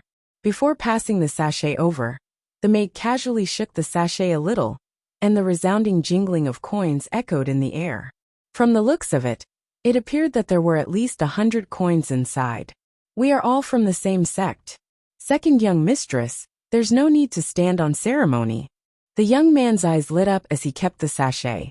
A menial disciple like him wasn't entitled to a lot of resources in the Ascendant Cloud Sword Pavilion. So naturally, he was more than delighted to accept Xuechen's generous gift. May I ask you if Senior Hua has said after returning back to his quarters at night? Xueqin looked at the young man intently and asked. Senior Hua didn't say anything. Perhaps it was due to his inexperience. It was only at this moment that the young man finally understood Xueqin's true intentions. He pondered for a brief moment before adding, "Right. He told us to keep a lookout for a person called World's Edge in the ethereal hall. He sternly instructed us to inform him as soon as that person appears." World's Edge. Xueqin frowned. "It's like this." The young man swiftly filled Xueqin in on what had happened in the ethereal hall. "I see. If World's Edge really appears, I would like to trouble Senior to inform me in advance. I would like to be the one to deliver the news to Senior Hua," Xueqin said as she passed another sachet of gold coins over. "Of course, that isn't a problem at all." The young man nodded vehemently with light gleaming from his eyes. In the first place, this matter was nothing to him at all. If he could benefit from this so easily, there was no reason for him to take up Xueqin's arrangements. Barely after saying those words, the young man suddenly lowered his head and took out a jade token. He took a look at it, and his eyes lit up. "Second young mistress, you are truly lucky. World's Edge has just entered the ethereal hall. Let's go look for Senior Hua together." Yes, Xueqin quickly got to her feet and followed the young man into Hua Jianghe's residence. It didn't take too long for them to arrive at their destination. "He's there?" Hearing their report, Hua Jianghe narrowed his eyes. "Senior, this is an ethereal token from Starlight City." Xueqin quickly presented 2 ethereal tokens over. As valuable as ethereal tokens were, it was a common commodity to the City Lord Manor. Seeing that the young lady was on the ball, Hua Jianghe nodded in approval before rising to his feet and saying, "Enter the ethereal hall with me. I'll show you what the true swordsmanship of our Ascendant Cloud Sword Pavilion looks like." "Thank you, Senior." Seeing that the other party didn't blame her for what happened earlier in the day, Xueqin heaved a sigh of relief before immersing her consciousness into the ethereal token. Wang.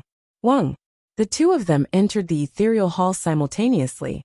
"It really is inconvenient bringing things around with me like that. Let's see if I can purchase a storage ring here." Too used to using storage rings in the master-teacher continent, he felt that it was a handful to lug his possessions with him around everywhere. Thus, he returned to the ethereal hall in hopes of finding a storage ring here.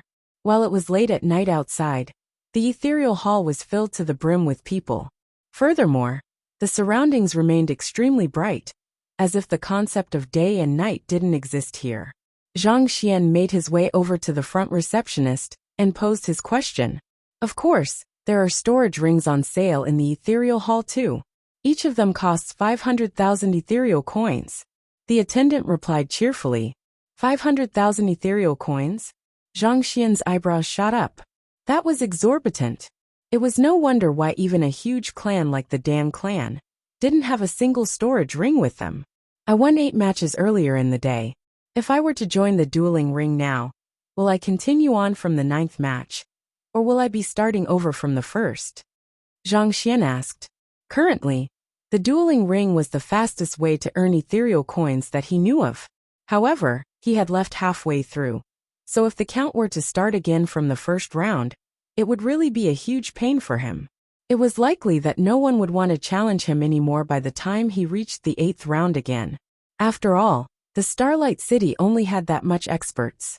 There weren't too many people who were willing to spend money just to lose a battle. Since you have won 8 matches, participating in the primary level duels don't pose too much of a challenge to you anymore. Unfortunately, there are no more matches for the intermediate level duels yet, and the earliest one would be 2 days away from now. Furthermore, it seems like your tier isn't high enough yet too. The attendant assessed Zhang Xian's profile for a moment as he remarked. Intermediate level duels? Zhang Xian was stunned. Primary and intermediate. Were there different tiers to the dueling ring too?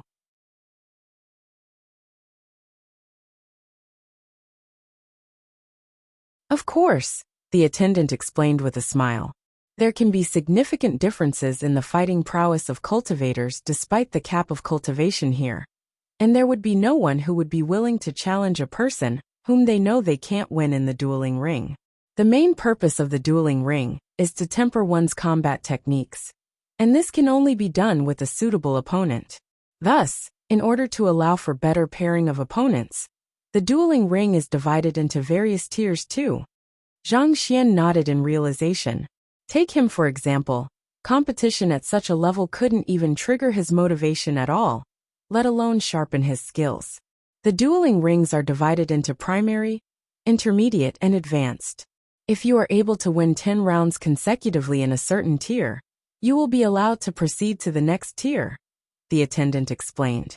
You currently have 8 rounds under you, which put you very close to intermediate tier. However, given the prowess you have displayed, it's unlikely that ordinary cultivators would dare to challenge you. If you really wish to push ahead, you might have to put down a reward, and as long as someone accepts the challenge, and you are able to win 2 rounds consecutively, you will be qualified to enter the intermediate tier and fight with even stronger experts. Zhang Xian nodded in response. Such a design was indeed logical. He would have done the same if he had been in Kong Shi's place too. I'll propose a challenge then. Sure. How much money do you plan to put at stake? The attendant asked. 5,500 ethereal coins. Zhang Xian replied as he passed his ethereal card over. As he had spent most of his earlier fortune on buying pills for the Dongshu gourd, he only had this much money left. 5,500 ethereal coins? The attendant shook his head with a bitter smile. That's too low. It'll be hard to get anyone to take on your bet. If there wasn't much to be earned from a duel, who would be willing to take it on? Under normal circumstances, the reward would have to be at least 50,000 ethereal coins for it to attract anyone at all. Only then would cultivators be willing to try their luck, even if the odds were way against them. 5,500 ethereal coins. That was way too little. Just as the attendant thought that Zhang Xian was being a little too stingy over here, a young man suddenly walked over with large strides and said, I'll accept his challenge.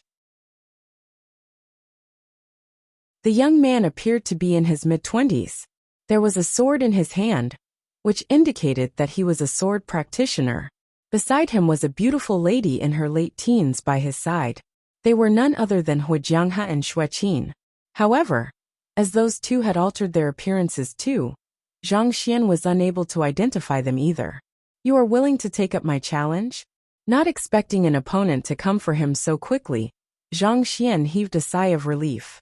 Putting on a harmless smile, he asked, Since that's the case, are you willing to take up my bet too?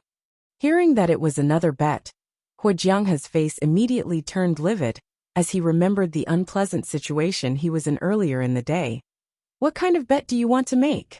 Simple. If I were to lose, I'll give you 100,000 ethereal coins.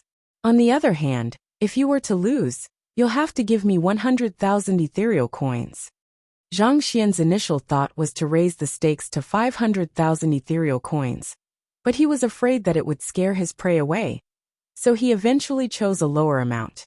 He could tell that the other party had come here specially to challenge him, especially given the fact that the other party had accepted his challenge so quickly despite the low returns. While he did need an opponent at the moment, his primary goal was still to earn ethereal coins, and the easiest way to do so was through a bet. 100,000 ethereal coins? Can you even fork out such a sum? Jianghe sneered coldly. As an expert of the Ascendant Cloud Sword Pavilion, 100,000 ethereal coins was really nothing much to him. Nevertheless, he still had no intention of allowing others to take advantage of him. I think the problem over here is whether you are willing to accept my bet or not. I don't mind having a duel with you if you are willing to accept my bet, but otherwise, I don't really want to waste my time fighting with you. Zhang Xian waved his hand dismissively. From the sword intent the person before him was emanating, Zhang Xian could tell that the other party, just like Soaring Clouds and the others whom he had killed earlier, was a disciple of the Ascendant Cloud Sword Pavilion. According to Dan Xiaotian, disciples of the Ascendant Cloud Sword Pavilion were highly esteemed in the Azure.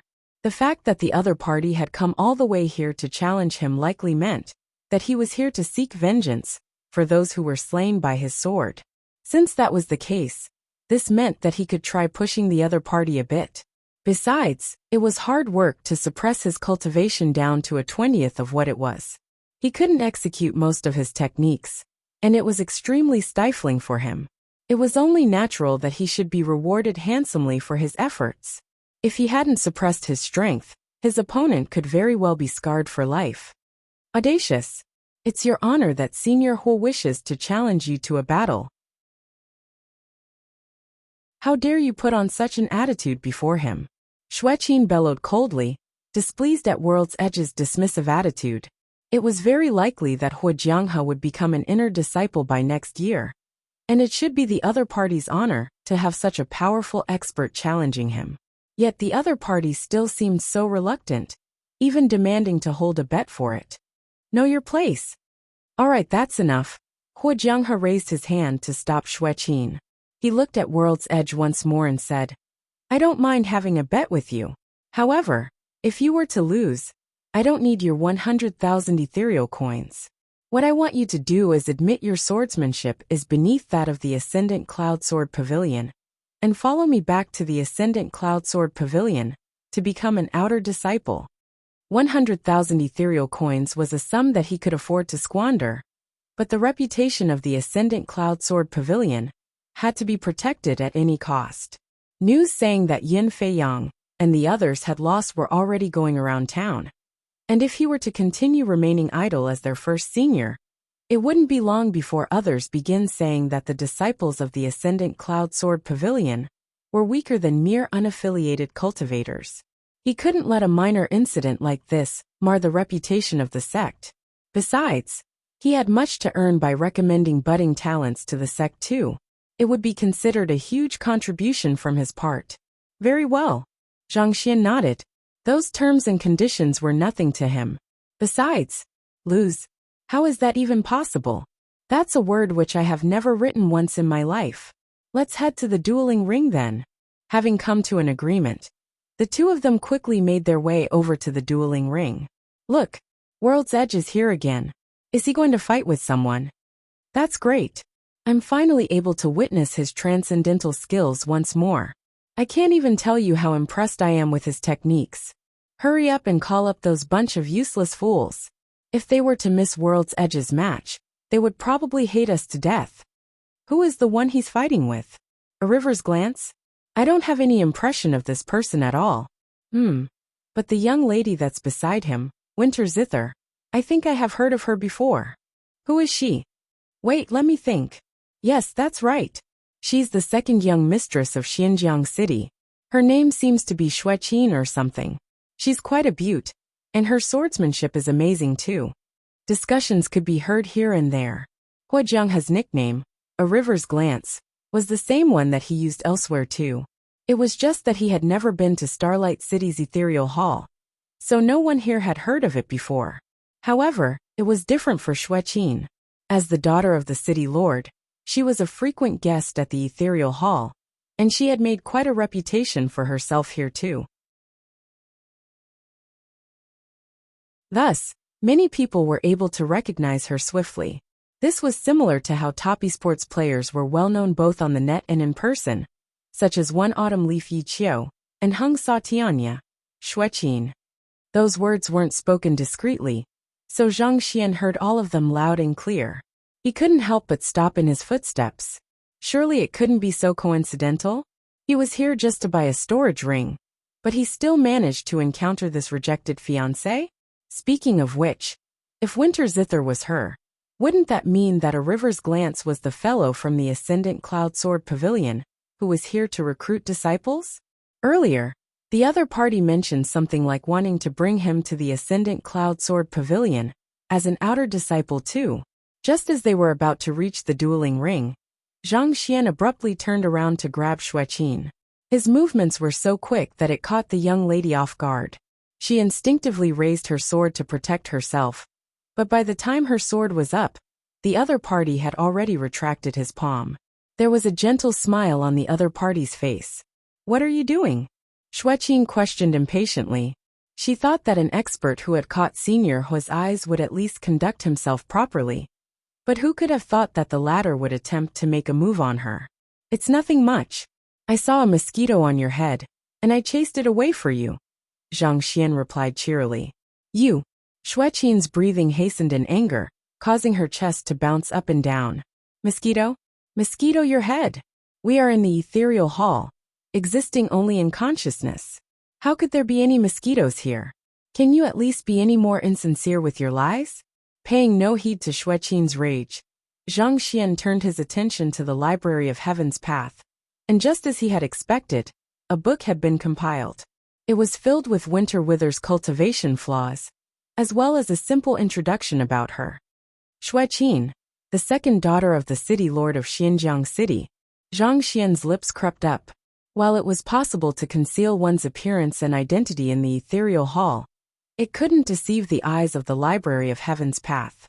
In other words, as long as the other party executed a battle technique, the Library of Heaven's Path would be able to compile a book on the other party and peer into all of the other party's secrets. Since it's her, things are going to get exciting then, Zhang Xian thought. Turning to He Jianghe, he pointed at Xueqin and said, "This lass was disrespectful to me earlier. Why don't we do this instead? If you were to lose, not only will you compensate me 100,000 ethereal coins, you will give her to me as a maid too."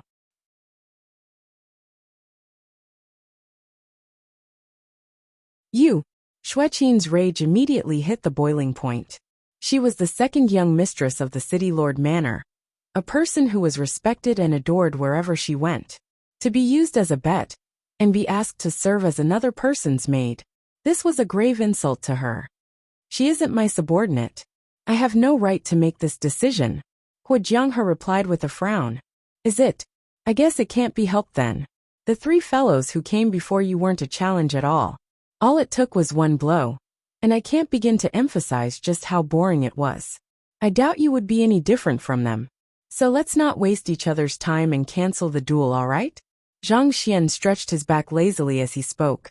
He Jianghe glared at Zhang Xian coldly with narrowed eyes as he said, "As a skilled sword practitioner, how can you renege on your words so easily?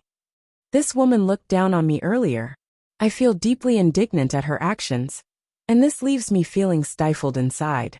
Unless she becomes my maid, I won't be able to take this lying.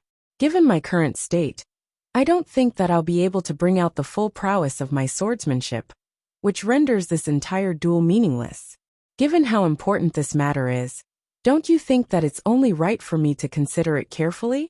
Placing his hands behind his back, Zhang Xian looked at He Jianghe with his head upright, as if he was doing the latter a favor. "It's not that I want to offend the young lady beside you, but this is for the sake of the duel too. I can't think of a greater insult to one's opponent than to face him in a weakened state. You have approached with utmost sincerity, so I reckon that you would want to face me at full strength instead of defeating me in my weakened state. Such a victory wouldn't reflect well on you either, isn't that so?" Jai. He Jianghe's knuckles cracked loudly. How in the world was the other party spouting this bunch of bullshit without feeling embarrassed in the slightest? If he could, he would really like to give the other party a good pummeling. "So what you are saying is that as long as I don't accept that bet, I would be bullying you. Even if I win, it would be because I'm taking advantage of you in your weakened state? Senior, you mustn't fall for his cheap provocations." Seeing that He Jianghe was actually starting to rethink the matter, Xueqin's face paled as she exclaimed anxiously, "You all seem to be making me out to be the villain here. Fine. Even if you don't agree with my request, I'll still have the duel with you, all right? All you want is to defeat me, right? I doubt that you care whether the duel is fair or not anyway." Zhang Xian shook his head in desolation. "I guess that's all there is to the pride of the experts of the Ascendant Cloud Sword Pavilion. They would stoop down to anything as long as they can achieve victory. Enough. I'll accede to your request. Is that all?" He Jianghe bellowed furiously. It might seem as if Zhang Xian was grasping at straws, but in truth, he had managed to hit He Jianghe's weakness dead on. He Jianghe was someone with a lot of pride, and he couldn't bear the idea of anyone casting doubt over his abilities. "Senior," Xueqin staggered in shock. She was the second young mistress of the city lord manor, a person blessed by the heavens.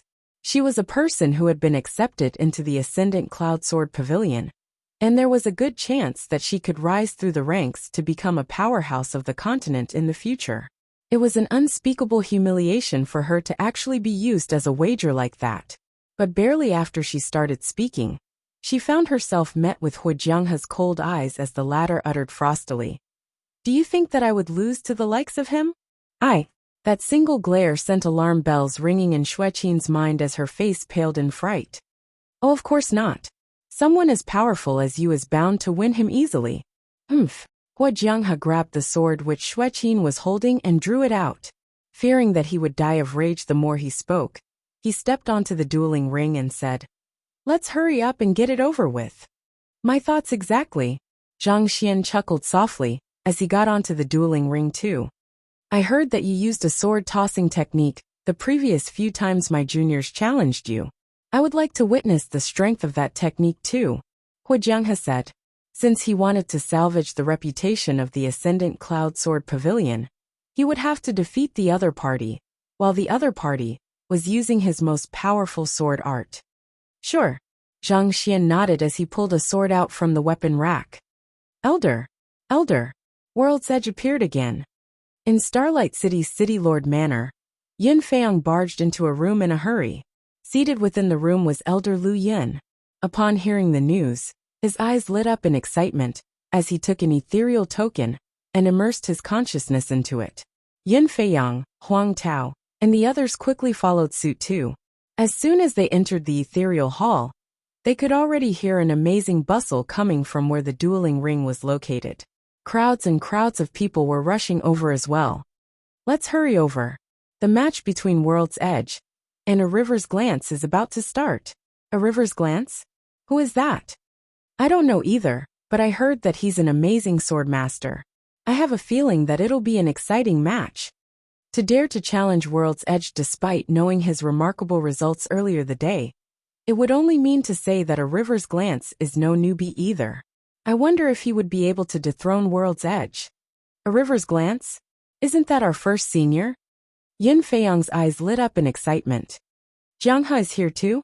He must have heard of your losses and came here personally to salvage the sect's reputation. Elder Lu Yin nodded in approval as he swiftly deduced what was going on. Those words made the four of them redden in shame. We apologize for our lack of practice. It was embarrassing that they would need their first senior to stand up for them after their loss. Jianghe has always been a stable fighter, and he has a lot of fighting experience too. I believe that he should be able to undo the negative influence this matter has on our sect. Elder Lu Yin stroked his beard and remarked. Even within the ethereal hall, the character he assumed was also an elder too.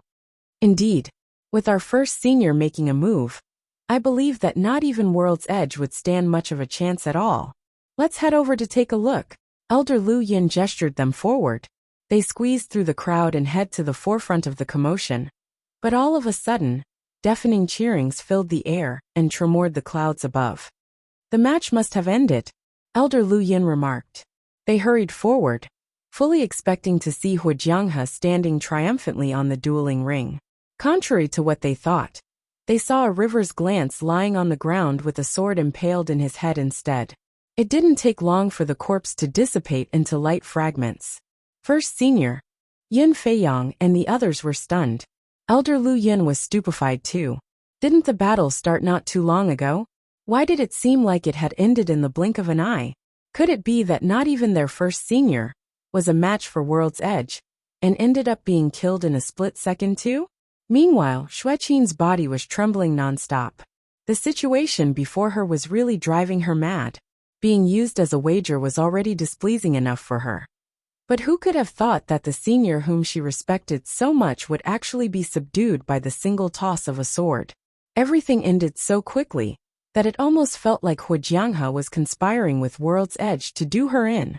If that was the case, did this mean that she was now World's Edge's maid? As if having read into her mind, the young man on the dueling ring suddenly called out. My maid over there. What are you doing over there? Come over and massage my back. You. Xueqin felt as if her face was burning up. She had never felt so insulted in her life. You want me to serve as your maid? Dream on. Xueqin stomped right onto the dueling ring and raised her hand, intending to slap Zhang Xian in his face.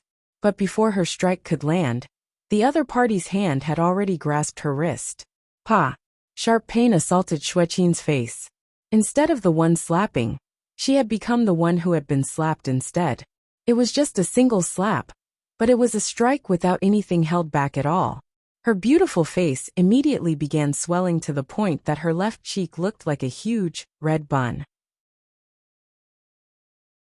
Even though Shueqin knew that this wasn't the real world, the pain and the humiliation she felt were more real than anything she had ever experienced. If there was a pit in the ground right now, she would dive right in without any hesitation. She thought that she would be able to rise to the top with the support of Hujianghe and achieve her dreams. But just like a fleeting bubble, it felt as if everything had vanished with a pop. She had never felt so pathetic in her life before. You sure are daring to dare lay your hands on your master. Zhang Xian harumphed coldly. He didn't harbor the slightest goodwill for the vicious woman standing before her. If not for the fact that he was intending on leaving her to his disciple to deal with, he would have already gotten rid of her by now. I'll kill you, Shueqin roared with reddened eyes as she charged forward, intending to pit her life against the young man before her. But at this moment a cold bellow echoed across the crowd. Enough. Haven't you embarrassed yourself enough? Shueqin's body froze on the spot. Turning around, she saw a middle-aged man walking in her direction. Father. Shueqin muttered softly in a daze. Out of sheer relief upon seeing her pillar of support, the young lady fell to the ground and began crying her eyes out. All of her indignance came gushing out at this moment. She called him father?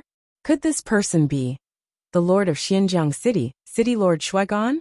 City Lord Shuegan is an ancient sage Fordan Dimension Shatterer Realm expert. I have never thought that he would come here personally. What would truly unthinkable is him remaining idle after hearing that his daughter has become the maid of another man. If City Lord Shuegan is making a move personally, World's Edge would really be a goner then. Indeed, not only did he insult Shueqin, he even slapped her. Just on that itself, no one would be able to save him anymore. Paying no heed to the discussions of the crowd, Shuegan looked at Zhang Xian and said, "This friend over here, why don't we call it quits here? It's normal for younglings like you to be hot-blooded, but it would be good to keep it under control. We never know what would happen in the future, so it's better to make friends than enemies. Don't you think so?" "You're right. How great the world would be if everything could be resolved peacefully."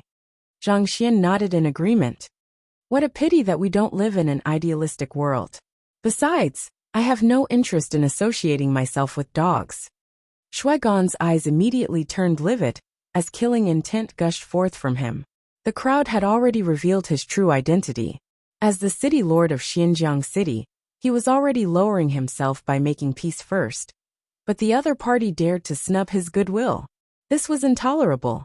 In truth, Zhang Xian was also nowhere as calm as he seemed on the surface. Were it not for him, the kind Dan Xiaotian could very well be dead by now. And it was all because the latter had a marriage agreement with Shueqin. For the sake of preserving their reputation, there was nothing those two wouldn't stoop down to. He didn't have the patience in him to speak politely to vicious hypocrites like them. You seem to be very confident in your ability. Why don't we have a duel then? Seeing that more and more people were gathering around, Shuegan knew that he couldn't back down just like that anymore. He had to protect his dignity as the city lord. The wager will be 400,000 ethereal coins. Well, it's up to you to decide whether you wish to accept it or not. If you even can't fork out this bit of money, I'll be going back to sleep. It has been a rough day on me, you know. The maid which has just come under me wouldn't heed my orders at all. To be honest, I don't know how you are able to manage a city of millions when you can't even manage your own daughter well." Zhang Xian sighed in disappointment. "Since your city lord manor has plenty of money to groom so many soldiers, why don't you bleed some of it out for me?" Jai. Shuegan had never wanted to kill a person so much before. For many years, he had been held in high regard. Even his enemies dared not to talk back to him in his presence. This was the first time he had been put down publicly like this. There was no way he was going to let the other party get away, just after all those insults hurled at him. "Young man, do you think that the anonymity provided by the ethereal hall is absolute? There are many cases in the world where a person has been hunted down and killed in real life, after offending someone in the ethereal hall. Shuegon's voice was dripping with threat. You seem to be very fond of beating around the bush. If you don't have the money to wager, I'll have to ask you to scram. My time is very precious. Zhang Xian waved Shuegon away dismissively. You? Shuegon gritted his teeth in fury. Very well, I'll take you up on your wager.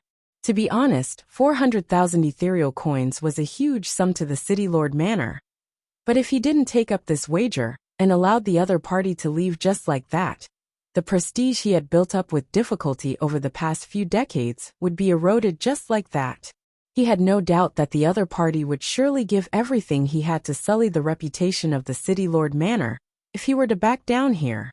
Just how in the world did the City Lord Manor get involved with this troublesome lad?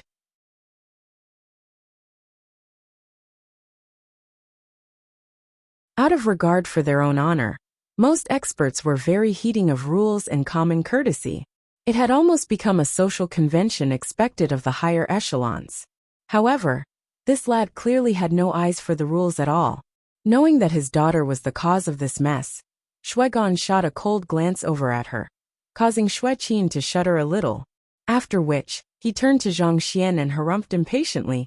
Hurry up! With a smile on his lips, Zhang Xian took his position in the dueling ring and beckoned with a wave of his hand. You may have the first move. Allow me to make it clear first. Our bet isn't based on the rules of this dueling ring, but a life-and-death match. Shuegon said, not anxious to make a move yet. You can be assured that I'll give you 400,000 ethereal coins if you were to win. But if I were to win, you'll have to tell me your true identity. Furthermore, I want you to come to the City Lord Manor and apologize to my daughter and me. As long as he knew the other party's identity, he would make sure to turn the other party's life into a living hell. Fine by me, Zhang Xian replied haughtily. Then, shall we put down our bets then? With a wave of his hand, Shuegon flicked his ethereal card into the hands of the young lady in charge of registration. Wang! There was a brilliant ray of light, and a message surfaced in the air, indicating that Shuegon had put 400,000 ethereal coins into the duel. Seeing how candid the other party was, Zhang Xian leisurely flicked his finger and passed the information regarding his identity and location into the hands of the young lady too. 3 was another brilliant ray of light, and words reflecting that Zhang Xian had put in his end of the bet appeared in the air too. Even though one's identity in the ethereal hall was anonymous, this anonymity only applied to other cultivators. Through the ethereal token, the system was still able to sense the exact location of the user and verify the user's identity through his blood. Good. Let's begin then. Having confirmed the bet, Shuegon unhesitatingly walked over to the weapon rack and picked up a massive saber. His true field of specialty lay not in his swordsmanship, but his saber art. I won't take advantage of you either. Since you are using a saber, I'll follow you. Zhang Xian said as he grabbed an identical saber from the weapon rack too. He's able to use the saber too? But he's a sword practitioner. Isn't he handicapping himself by equipping a saber? The crowd was appalled. After 9 remarkable battles, there was no one amongst the crowd who didn't know that World's Edge was a true swordmaster, who could stand his ground even against the disciples of the Ascendant Cloud Sword Pavilion.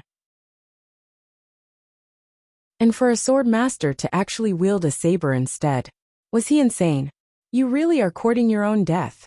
Shuegon was confidently in his abilities, but even he was a little hesitant to face Zhang Xian's sword toss, after seeing how many formidable enemies had fallen before its prowess. But of all things, the other party actually foolishly chose to challenge him to a battle of saber arts. Shuegon couldn't help but scoff coldly. Saber and sword might seem similar, but the vast difference in their sizes and weight meant that they were intended to be wielded in vastly different manners. As such, those who were used to holding a sword often found themselves unable to bring out the true prowess of a saber, and vice versa. It was extremely rare to see someone who had reached the peak in both swordsmanship and saber arts to forsake your strengths and voluntarily handicap yourself. Very well. I'll make you regret your decision dearly. Ula! With a flick of his wrist, Shuegon immediately flicked his wrist and shot out multiple saber chi. The saber chi adeptly wrapped itself around Zhang Xian's surroundings, sealing the latter's path of movement. At the same time, Shuegon himself dashed forward to bring his saber down upon Zhang Xian. Elder Lu Yun's eyebrows shot up. I guess it's not completely without reason that he was able to become the lord of Xianjiang City. This saber art did appear to be ordinary and straightforward on the surface, but Elder Lu Yun could clearly discern that there were 49 transformations in the technique. No matter how Zhang Xian moved, Shuegon would have a way to deal with it and press his offense on. Eventually, Zhang Xian would find himself cornered and overwhelmed. Even Elder Lu Yin himself would have some trouble coping with such a move. That's City Lord Shue's solace of the Silver Winter. I heard of that story before. It's said that back when City Lord Shue was still 27, there was a night in which the silver moon hung beautifully above the snowy fields, seducing all eyes that fell upon it. It was that night which City Lord Shue was inspired to create this ultimate move. Just like the silver moon illuminating the snowy fields, there's nowhere to run or hide from this saber art. It's with this technique that City Lord Shue dominated the dueling ring here. Do you think World's Edge would be able to withstand this move? All of those who had the resources to purchase the ethereal token and enter here were mostly experts. While they were still severely lacking in comparison to Zhang Xian, their eye of discernment was at least still on par. They could tell that there was much more to Shuegon's move than what was shown on the exterior, and most of them felt that World's Edge had finally met his match. Not bad. I really should give you some recognition for being able to come up with this move. Similar to the crowd, Zhang Xian was slightly surprised by Shuegon's move too. With a deep frown on his forehead, he fell into deep thoughts. Should I use 1/10 of my strength? Or should I use 1/5? After all, the person standing before him wasn't the weakling that had come before. He clearly had much more combat experience than the others, though he seemed to have hit his bottleneck. 1/10 might not be enough to block him, but 1/5 was likely to be too great that it might one-hit knockout him. Such fame wasn't what he wanted. If others were to learn that he had the strength to insta-kill even a city lord, there would be no one who would accept his duel and deliver free money to him anymore. Yes, humility and low profile is the way to go. Forget it. I should play safe and start with an 1/8 first. I'll first drag the fight for a while before finding a good opportunity to naturally defeat him later on. Zhang Xian quickly made up his mind before charging forth with his saber. His moves were neither glamorous nor profound. In his hands, the saber seemed perfectly ordinary. Yet, as if an impenetrable barrier, he was able to fend against Shuegon's relentless offense each and every time. In the blink of a few eyes, they had already traded 20 blows. Elder Lu, who do you think will win? Yun Feiyang, who didn't have much understanding of saber, asked. The rest of the gang quickly turned their heads over as well. I reckon that City Lord Shue is in an advantageous position, Elder Lu replied with a wise nod. So, City Lord Shue is going to win? Most likely so. While World's Edge has managed to stand his ground so far, it's apparent that he isn't as adept with the saber. This is the reason why he has been forced to be on the defensive thus far, unable to launch a proper counterattack against City Lord Shue. On the other hand, City Lord Shue's saber balances speed together with strength perfectly. Each move he makes results in more momentum building up within the saber, and it would eventually reach a level that overwhelms World's Edge defense. Elder Lu replied calmly as he stroked his beard. Those who were qualified to become a city lord and could hold on to the position for so long were bound to possess extraordinary abilities that surpassed the others. I see. Yun Feiyang and the others nodded in realization. Analyzing the duel from Elder Lu's perspective, the happenings in the duel suddenly made sense to them. Meanwhile, on the dueling ring, it felt like a snowstorm had descended upon the world, sending chilling air into the surroundings. With each strike, City Lord Shue's movements were growing faster and faster, such that cracks started to appear on the dueling ring. Incredible! Zhang Xian nodded in excitement. He was already using an 1/8 of his strength, but Shuegon was still able to tightly control the flow of the battle through the sheer strength of his technique. In fact, it would likely still be a prolonged battle, even if he were to use 1/7 of his strength. He would have to at least use a sixth of his strength in order to guarantee a swift victory. This was probably the strongest expert he had encountered ever since he arrived on the Azure. It had only been a day since he had regained consciousness after all. In any case, this was a good opportunity for him to try his skills. While Zhang Xian was getting more and more high on the battle, the horror in Shuaigan's eyes gradually deepened.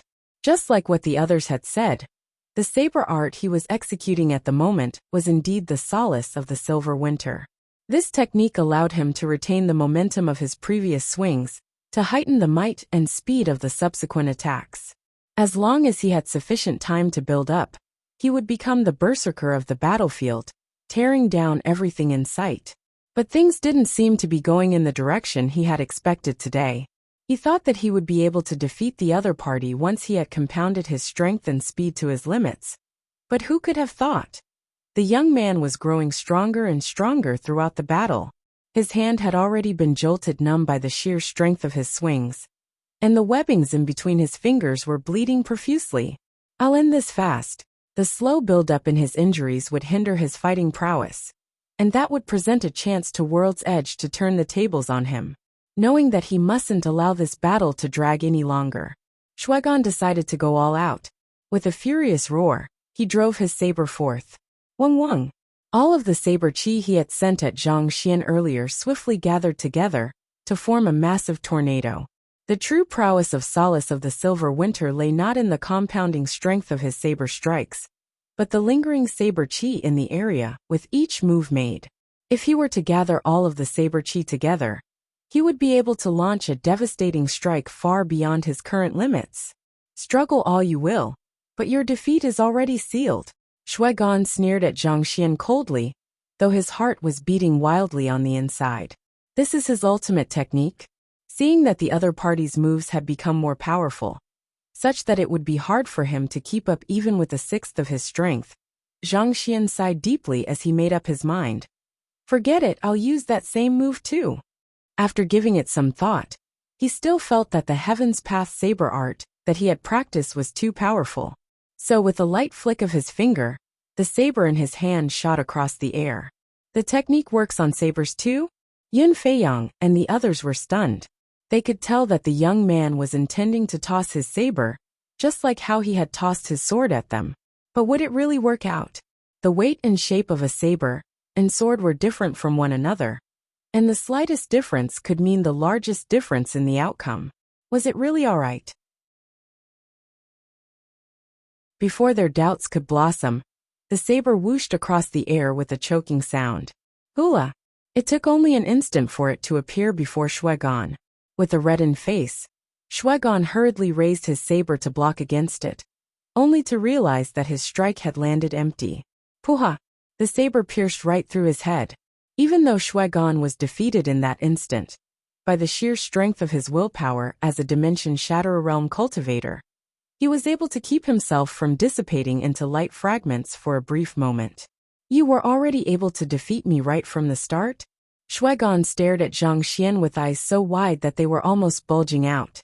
He had long heard the rumors that the other party was skilled in tossing swords. He thought that the reason why his opponent hadn't thrown his weapon at him was because of his inability to execute the technique with a saber. But his assumption didn't hold true. His opponent was able to do the same with a saber, and with utmost ease at that. The tossed saber was so powerful that he was unable to deflect it even with all the momentum he had built up thus far. If his opponent had used it right from the start, he wouldn't have been able to last so long at all. In other words, his opponent had only been playing with him thus far. Everything he had done must have looked nothing more than a farce to the other party. You have forked out 400,000 ethereal coins for this duel. Wouldn't it be a huge pity if you were to lose in a single move? I thought that it would give you more value for money by dragging out the duel a little for you. Zhang Xian confessed in embarrassment. Pooh! Fresh blood spurted out of Shuaigan's lips. Value for money your head. If you really want to give me more value for money, you should at least say that you have used your full strength to reveal that you have been going easy on me all along. Am I supposed to thank you for that? Shameless humble bragging. I'll admit my defeat, but it's clear that you didn't use your full strength either. I would like to know how much of your strength did you use? Using his last breath, Shuigan asked. The fact that the other party was able to keep up with him despite the increasing strength and speed of his saber likely meant that the other party had been matching his fighting prowess. Given so, he couldn't help but wonder just how powerful the other party was. How much strength did I use? Zhang Xian pondered for a moment, but eventually, he decided to reveal it honestly. You aren't much of a person, but at least you weren't too shabby of an opponent. You were able to make me bring out 0.16666666666. Well, you get the idea of recurring numbers, right? That you're tuning in to the Li Mei's Wuxia Whispers YouTube channel. We're so grateful for your support. And don't forget to subscribe to join us on this incredible journey through captivating stories.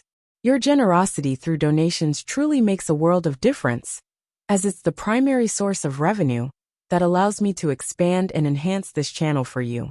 Thank you from the bottom of my heart for being a part of this adventure.